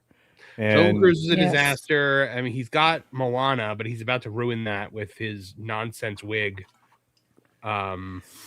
Yeah, I mean that feels like Macron's wife playing the character. It is so funny that like The Rock is getting made fun of for this wig so much because The Rock like this stuff eats him alive.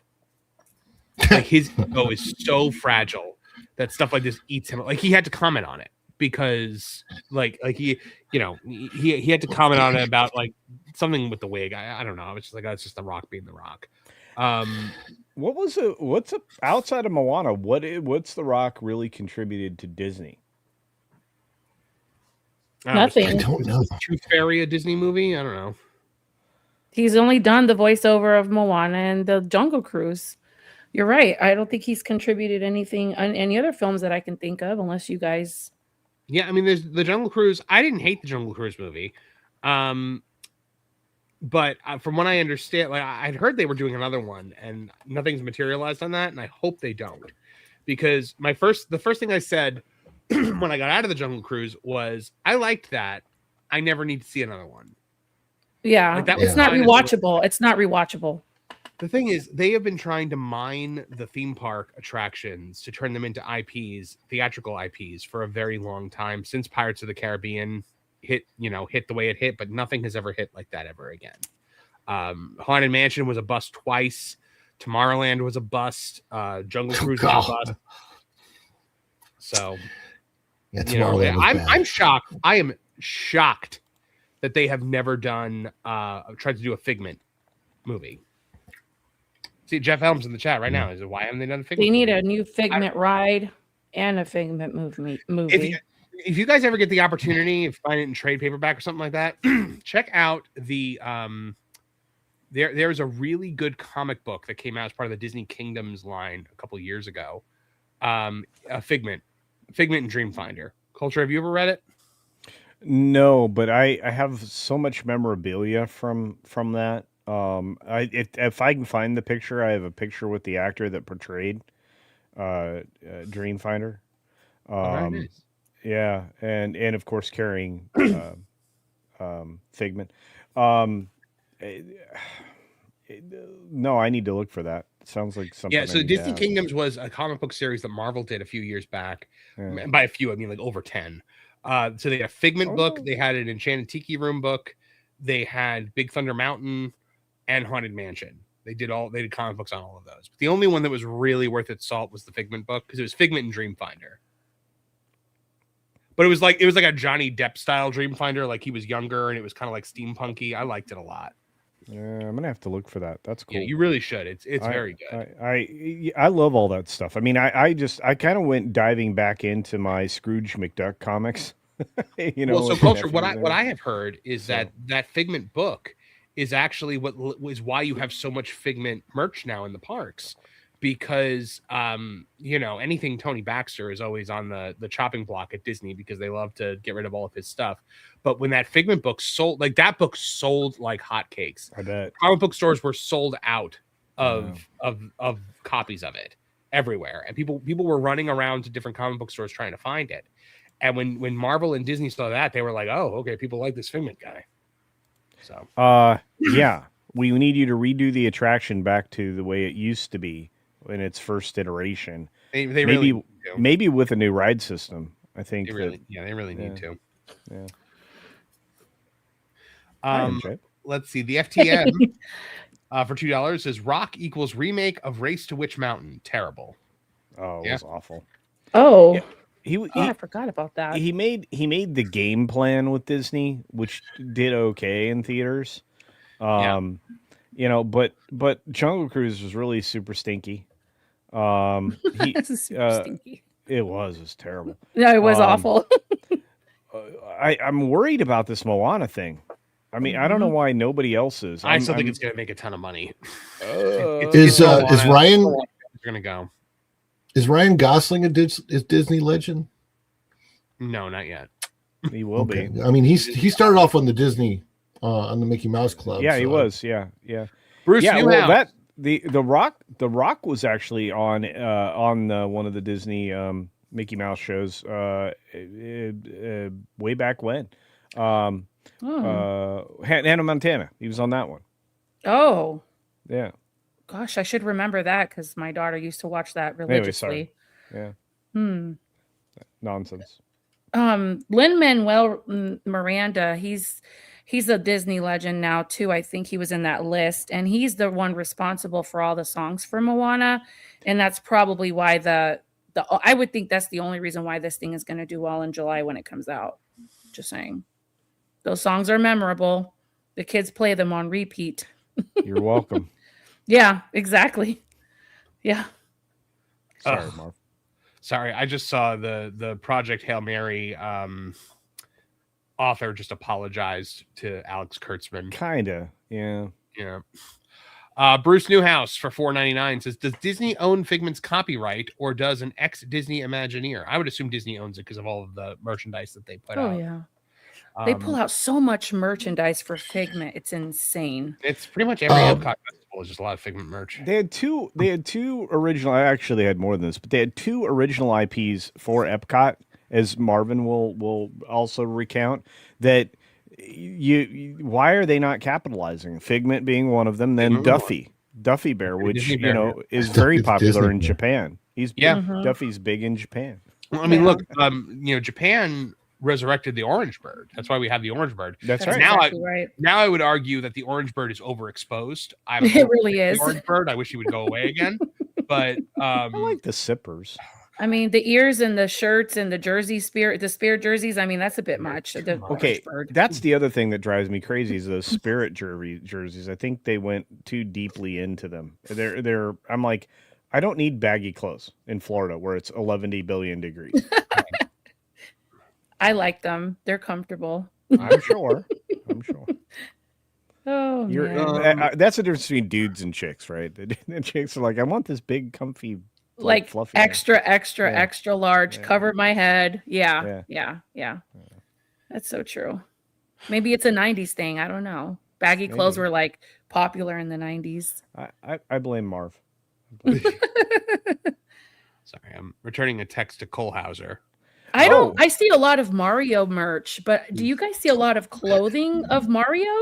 Like their spirit jerseys? And I haven't seen anything for Mario. At Universal, there's a lot of Mario. You're about to see a flood. You're about to see a flood. Yeah.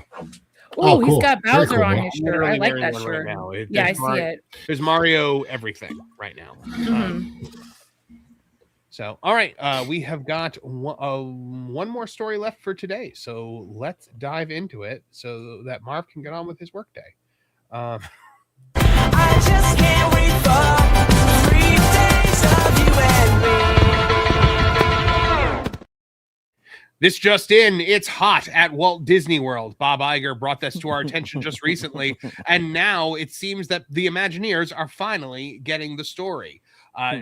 As such, many are wondering why it was that Toy Story Land and Galaxy's Edge were built with very little shade. Now, a new covered seating area has risen up between Galaxy's Edge and Toy Story Land at Disney's Hollywood Studios, but many are asking the same question: is it enough? And has Imagineering lost what it once had in terms of innovative ways to help you stay cool? We'll talk about it today on That Park Place. Culture, not that you need any trouble being cool, my friend, but there's nowhere to get out of the sun in Toy Story, really. Oh, it is the most uncomfortable place to stand in line. They had to. Do you remember the army of umbrellas they had to put over the Slinky Dog coaster queue? Holy cow! And their response was this little tiny area right here that's got some covering right here between Galaxy's Edge and Toy Story, with no real seating other than like a bench and like a table. Let's take a look at a few pictures of it here. WDW Magic has a gallery. The shade canopies and the new seating area between Star Wars and Toy Story, at Hollywood Studios are now complete. You see the canopy there, a couple little tables there. These are going to get filled up instantly. You're never going to be able to actually sit at them ever. I can tell you that right now. It's just not nearly enough space for the people that need it. This is a standing table over here, it looks like. Another one over here. You got benches in the side. And yeah, not very big culture. Not great, Bob. They really do need. This has been a problem in the Studios Park at every level since it was designed and built. As they continued to remodel it, they didn't even account for the need for shade. And then when they flipped backstage for onstage, when they remodeled for this latest iteration of the park, I think they missed 100 different opportunities to create the same kind of thing they have at DCA in California. California has an enormous quick serve restaurant that's close to the Goofy's, flying lessons or whatever that attraction is called. And that area there has enormous amounts of shade. This is maybe $2,000 or $3,000 worth of shade cloth that they stretched, over an area that's really just a pass through, right? I mean, this is not this is just a traffic area. I don't think you want to claw. Now you're going to congest the areas that you're supposed to have your people passing through. This is a bad plan. This is built pretty well off to the side, I think. I don't think you it's think gonna so. Yeah, I don't think it's going to pose a traffic issue. But I mean, do you remember, Culture, when there wasn't enough shade at Epcot, and the Imagineers designed a way to drape tarping over Interventions West? Yeah, and that worked out really well. Yeah, it feels like there's just a lack of creativity where it's like, oh, okay, well, the way we can get around there being no shade in Toy Story Land is just to build a little offshoot area where there's some shade. It was, and the way they did it at Epcot, it was geodesic. That was actual shape language they were using with the shapes of the tarps, so it blended in with the surrounding architecture. I remember those. They don't. Why can't they do that now? Why aren't there cutesy little toy things that help to support the shade? Like a shovel in the backyard that they have, or any of these other things didn't contribute to the overall comfort of guests. What a great idea, Culture. The whole idea is to make you feel like you're small, right? Yeah, you're immersed. It would be in so that. cute, like a little pail, a little shovel. Yeah. Yeah, this is themed to Galaxy's Edge, though. It's not themed to Toy Story. Oh, that's even worse. If you notice, this is not Toy Story theming. This is that area what I was talking about before, where you walk from Toy Story Land into Galaxy's Edge, and it was kind of like it's Galaxy's Edge, but generally nothing's there until you get to the shops, right? For that 200 feet of walk space. And it's one attraction created this problem, by the way, Midway Mania.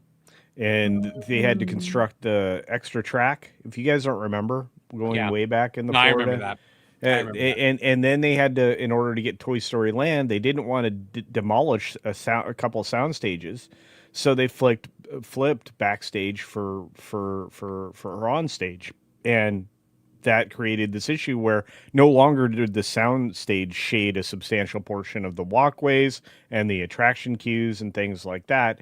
It now, all that backstage area that was super sunny just gets pounded all the time. Comes down to poor design. So MJ, have you ever stopped to eat at Toy Story Land? It does not intrigue me to stop and eat there. No, sir. See, I actually do like to stop and eat there. I actually find Woody's Lunchbox to be a pretty decent quick service eatery.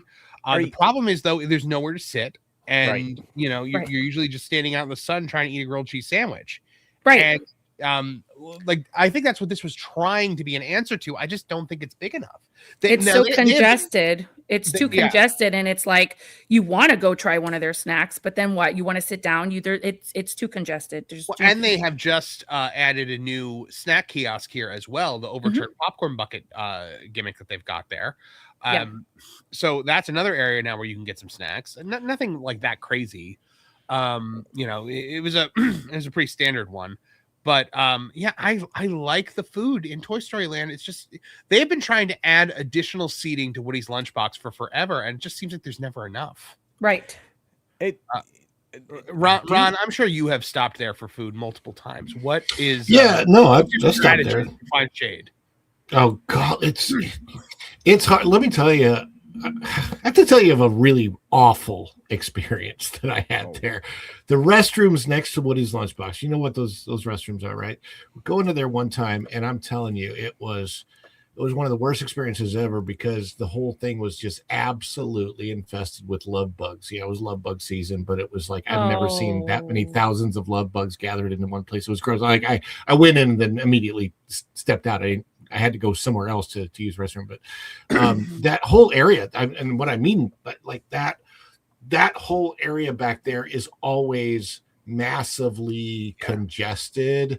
You have 3 attractions like kind of right there. You have Midway Mania, and then you have the coaster, you have the alien swirling saucers. It's all right there. It's the kids gravitate towards that area, families gravitate towards that area. The restaurant I don't think really helps relieve the traffic. And I'm not talking about Woody's Lunchbox. I'm talking about the Roundup Rodeo. Doesn't really help relieve the traffic very much, and I just don't know. I don't. This doesn't look like a great solution. Plus, this solution is, again, it's in Galaxy's Edge. It's technically not in Toy Story Land, which the weird thing about theming, I don't know if maybe I'm like the only one who's ever thought of this, but I used to have this viewpoint of where I worked when I was a cast member. I could look down on Hollywood Studios and I could see the Andy's backyard, Toy Story Land, and then Galaxy's Edge right next to it.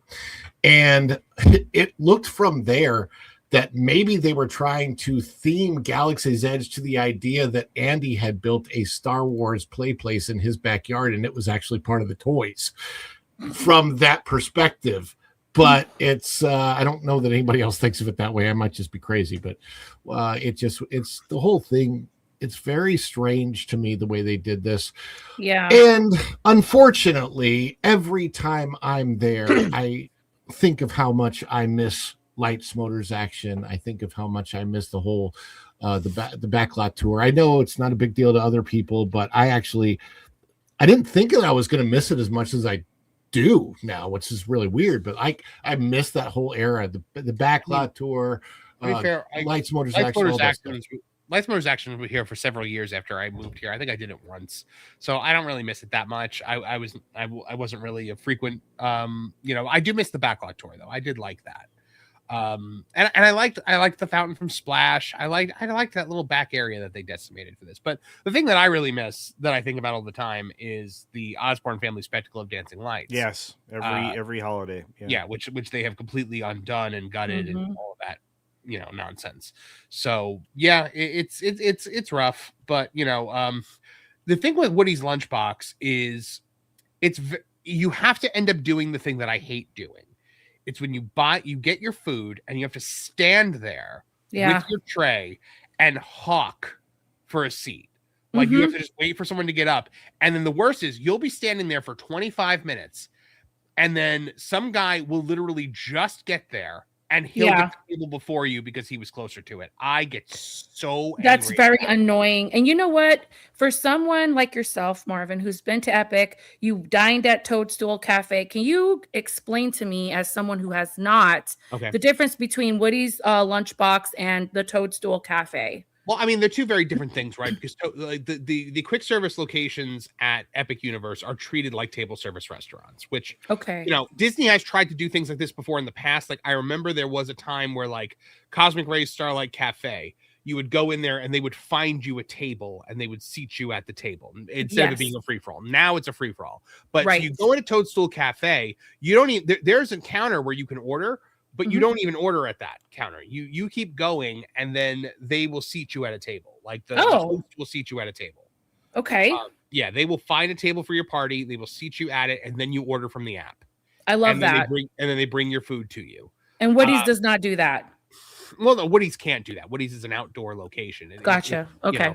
But it would be nice if there were cast members there that help you find a table. Yeah, that would be great. Absolutely. Especially if you're a big party of like 3 or 4 or 5, Yep. Jeez.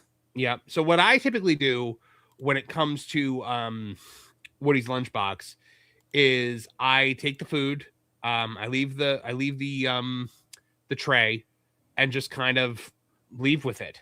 And I try to find a place to sit. Sometimes that involves going all the way over to Galaxy's Edge because nobody's ever there. Trying to find a place to sit, maybe outside the docking bay or by Ronto Roasters.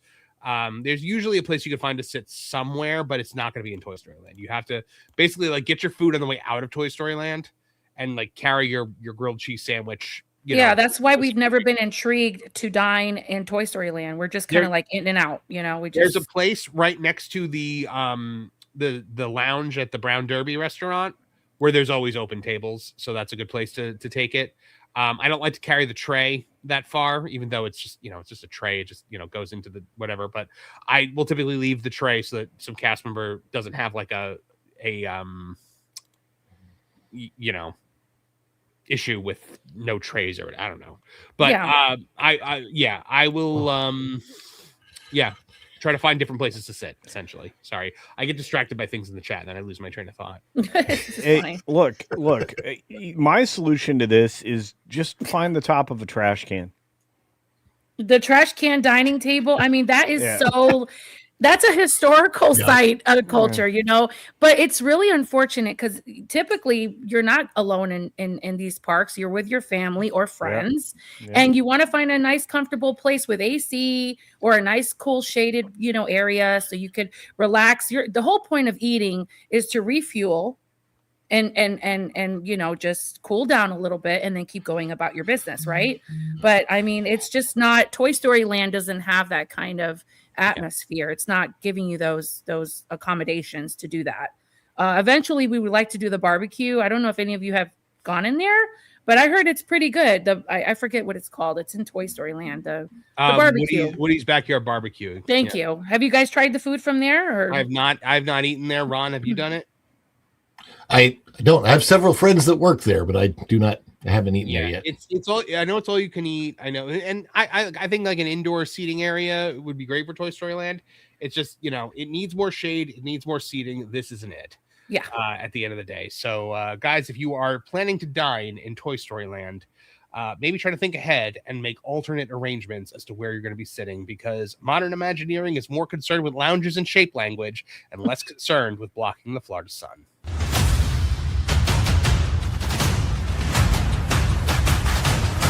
And so what we've tried to do is really bring that shape language from the architecture. But like what we love to talk about at WDI is shape language. And we often refer to shape language. There's such iconic shape language in Spaceship Rivetti Attraction. We really wanted to make sure that we fused to that throughout the space.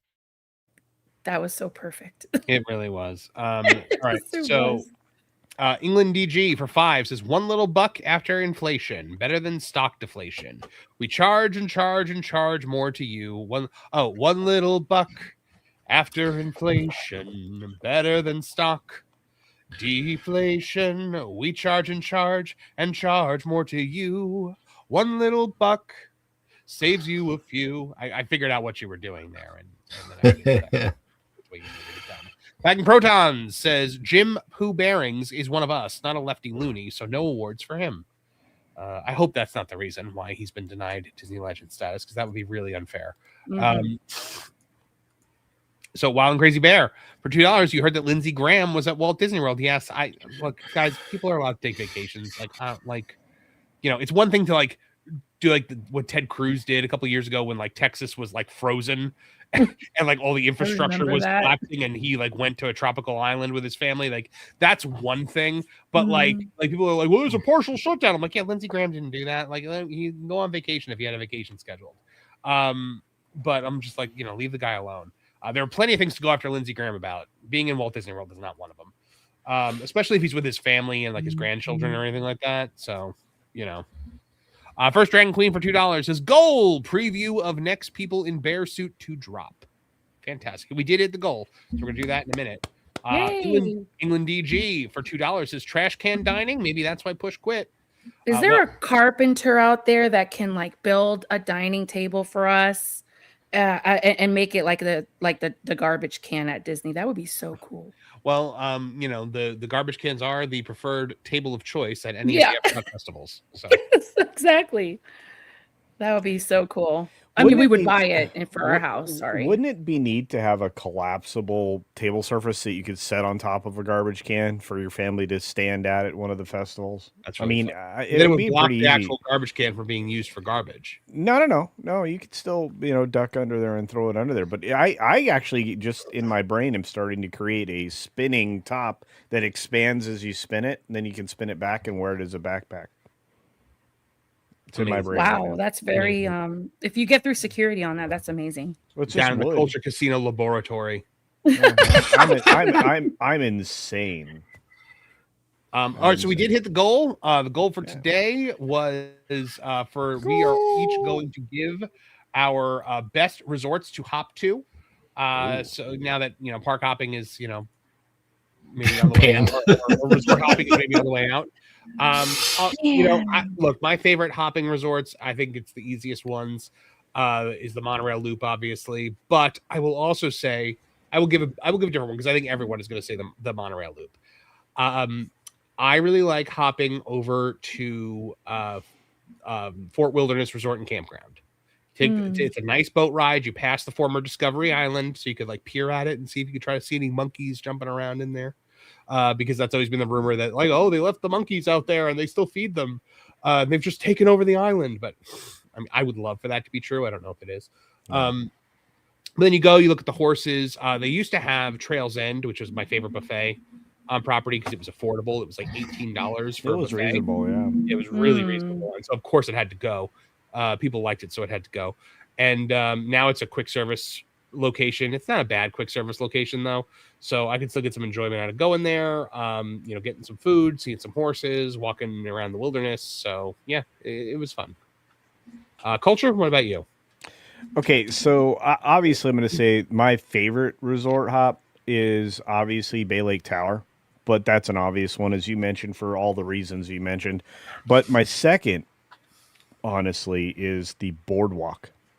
Ooh, he took it from me. The boardwalk is walking distance to the back entrance for Epcot and for the front entrance of the Studios Park. So literally, you can walk. It's a jaunt, but you can walk the half a mile it takes to get to the Studios Park, and that's not bad. I mean, if you consider you're going to walk for miles during the day anyway. You can take both of those parks and you can combine a day, with a short excursion from your hotel. But I guess that's true for both the Swan and Dolphin, the Yacht Club, and what's the other one? Beach Club. Beach Club has that really cool swimming pool feature as well. So there's a lot of great things that are in that hidden Epcot loop of resorts as well. Yep, absolutely. MJ, what about you? It's got to be the boardwalk hopping, but my family and I, we really enjoy taking the little friendship boats that are in that water, beautiful water area, and we do like to do the Skyliner, and we like to visit the Riviera Resort and Caribbean Beach Resort and dine over there. It's just so much fun. There's so much you can do. The Beach Club, Yacht Club has really good dining.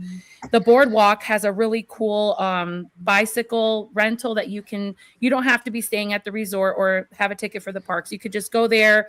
It's like $30 for an hour. You guys correct me if I'm wrong. And it's a nice little outing. It's a nice thing to do. It's just such a nice area. And like Culture said, you could go right through the back of Epcot and in front of Studios.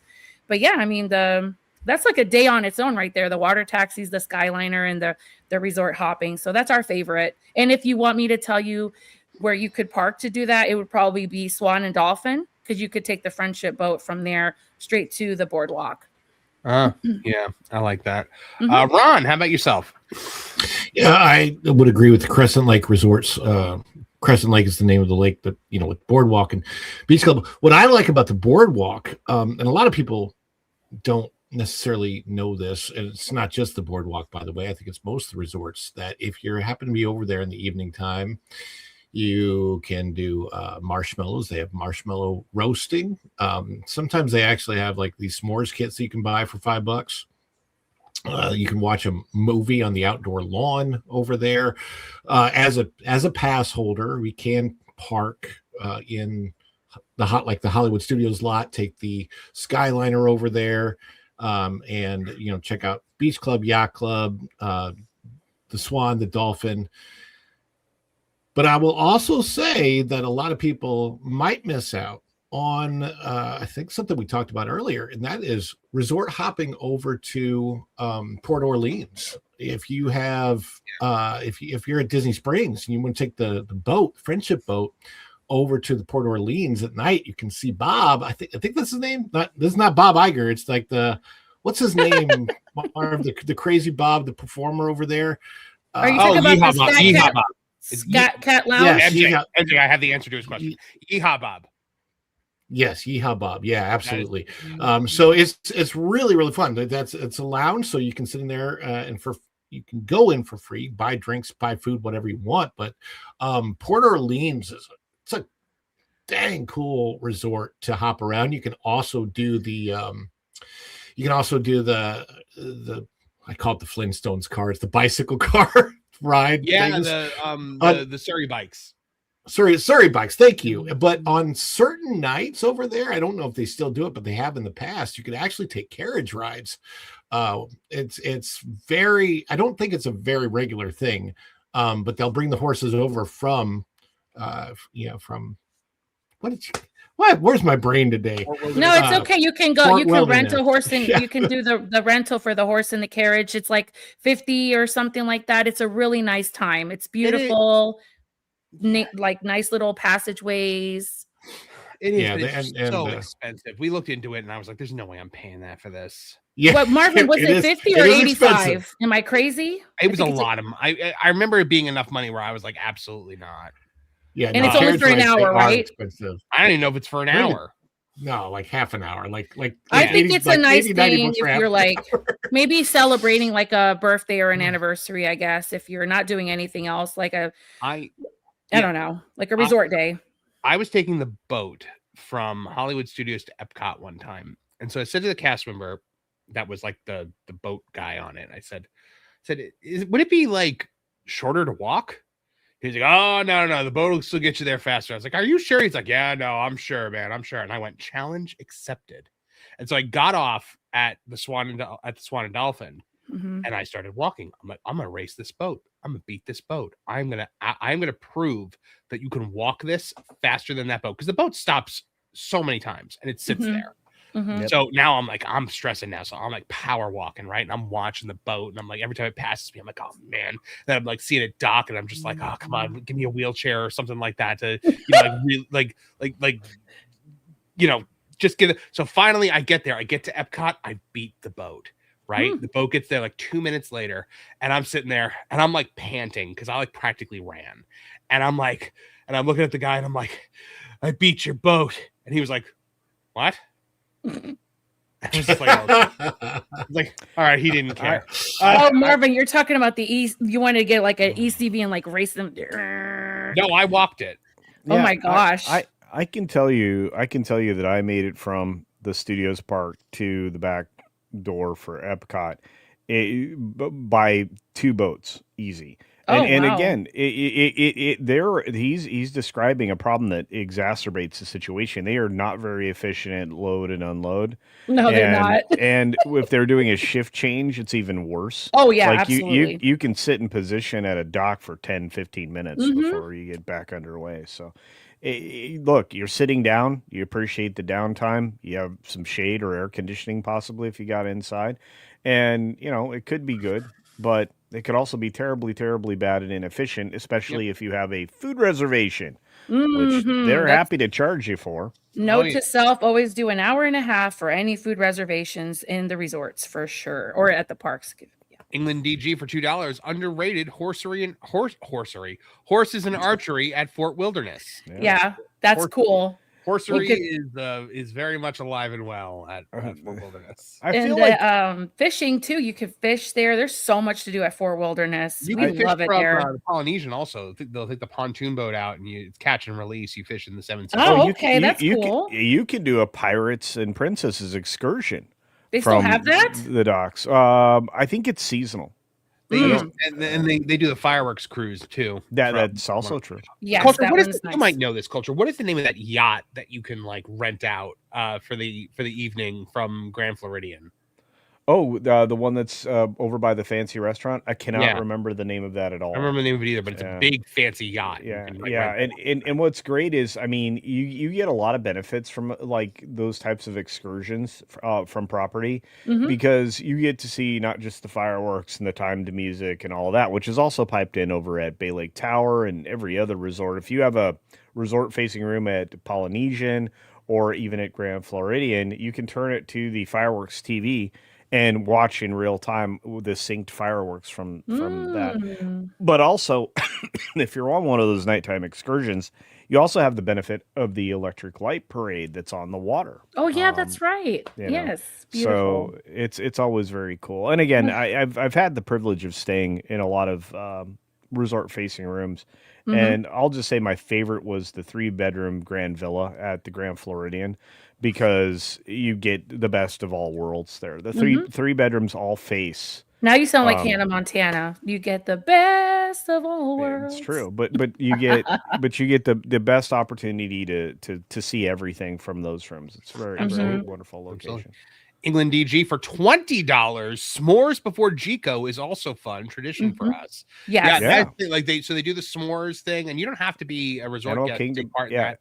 They have the Animal Kingdom s'mores, Resort's and they great. do the movies Under the Stars, where they have the big inflatable. I remember years before I met my wife, I was on a date at the Polynesian, and it was around Christmas time, and they were playing Muppet Christmas Carol out on the lawn with the inflatable movie screen. And I will tell you, before they destroyed all the views and the wonderfulness that was the Polynesian resort, I saw Moana on the beach 2 weeks before it premiered in the theaters. Oh, that's really nice. Yeah, That is nice. That's really nice. England DG for $2. S'mores before Gico at AKL is also fun. I said that twice. But Yeah, it is twice. Yeah. Yeah. Dragon Queen for $2. The twins are up. Mm. So everyone head over to First Dragon Queen's channel to see who the next people in the bear suits are going to be. That's going to be And exciting. subscribe while you're at it, because Dragon Queen's got a good channel over there. Yeah, she does. She's having fun. All great. right, guys. That about does it. MJ, where can the folks find you? Well, thank you, gentlemen, for a great show today. It's been a pleasure and a privilege to be here with you guys. I am here every Mondays and Wednesdays at 12. And I'm on X and Instagram. And there's a few other channels. So if you read my description on my Instagram or my X, you will see where else I'm at. But hail to the chat. Hail to the panel here. You guys are amazing folks. And thank you so much again for everything. I will go ahead and dip out, good sir. I'm going to take some medicine. It's been a pleasure. Bye, guys. All right. Ron, where can folks find out more about what you're up to over at Follow the Bradley's Fun? Well, we have Follow the Bradley's Fun, the YouTube channel. We start the dish in just a few minutes after this ends, and we'll be going over some rumors that are written about over there at thatparkplace.com and some other things happening in the box office and all that kind of stuff. So lots of fun over at Follow the Bradley's Fun. Awesome. Make sure you guys go check that out. Also, Jedi Master 2022 for $2 says, I live in Florida. They can't pay me to go to Disney.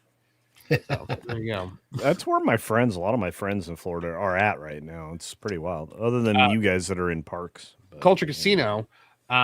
You've got a plethora of channels and so much that you do. So and you're dropping things all over the place. You're a complete total mess. So tell the folks where they can find you and what you're up to. Sure, yeah. The main channel, Culture Casino, I'm dropping like a video almost every day. Sometimes on the weekends I give it a pass. But the new channel, of course, is the Garden Channel, That Garden Place. I'm enjoying making content over there. And again, I'm going to try to offer you a lot of opportunities every week to either grow something or to learn to cook something, or all of the other health benefits of growing your own produce, and eventually when I relocate, how to deal with livestock as well. I'm sure people will be interested in that. And then of course, like, I'm here. I'm part of that Park Place regularly. I'm part of WDW Pros panel regularly. I just was doing the box office over on Midnight's Edge in the morning, and I'm very much looking forward to contributing to everybody else's. And occasionally, maybe Ron will invite me on. I don't know, but what MJ didn't say is she's also the producer for like a guy we all love, Vash Sky, I think. And she's also a producer for Erica and Raph and their channel on Fridays. So we have a lot of amazing talent here. You guys need to follow all these amazing people. So I just want to say thanks for being here, everybody. We love you. And for me, guys, check out the M4 Empire, my YouTube channel. We just passed 7,000 subscribers. We are going to be doing a 7,000 subscriber celebration on Thursday night. So check that out at 8 p.m. I also have a gaming channel, M4 Empire Gaming. We're trying to get that up to 500 subscribers. We're in the 260s right now. We are still growing constantly. We were playing Legend of Zelda Ocarina of Time last night. We're going to be playing Mario Galaxy tonight, I believe. It's fun. We were playing Ocarina of Time, and I got to Kakariko Village culture. And you know, like the construction guys that run around like this? Yeah. I said, you guys know, is like, funnily enough, that's how Culture Casino runs. And the chat was like, really? And I'm like, no! But yeah, please make sure you check those out, guys. And make sure, if you are not already, that you subscribe here to That Park Place for all the news that should be fun.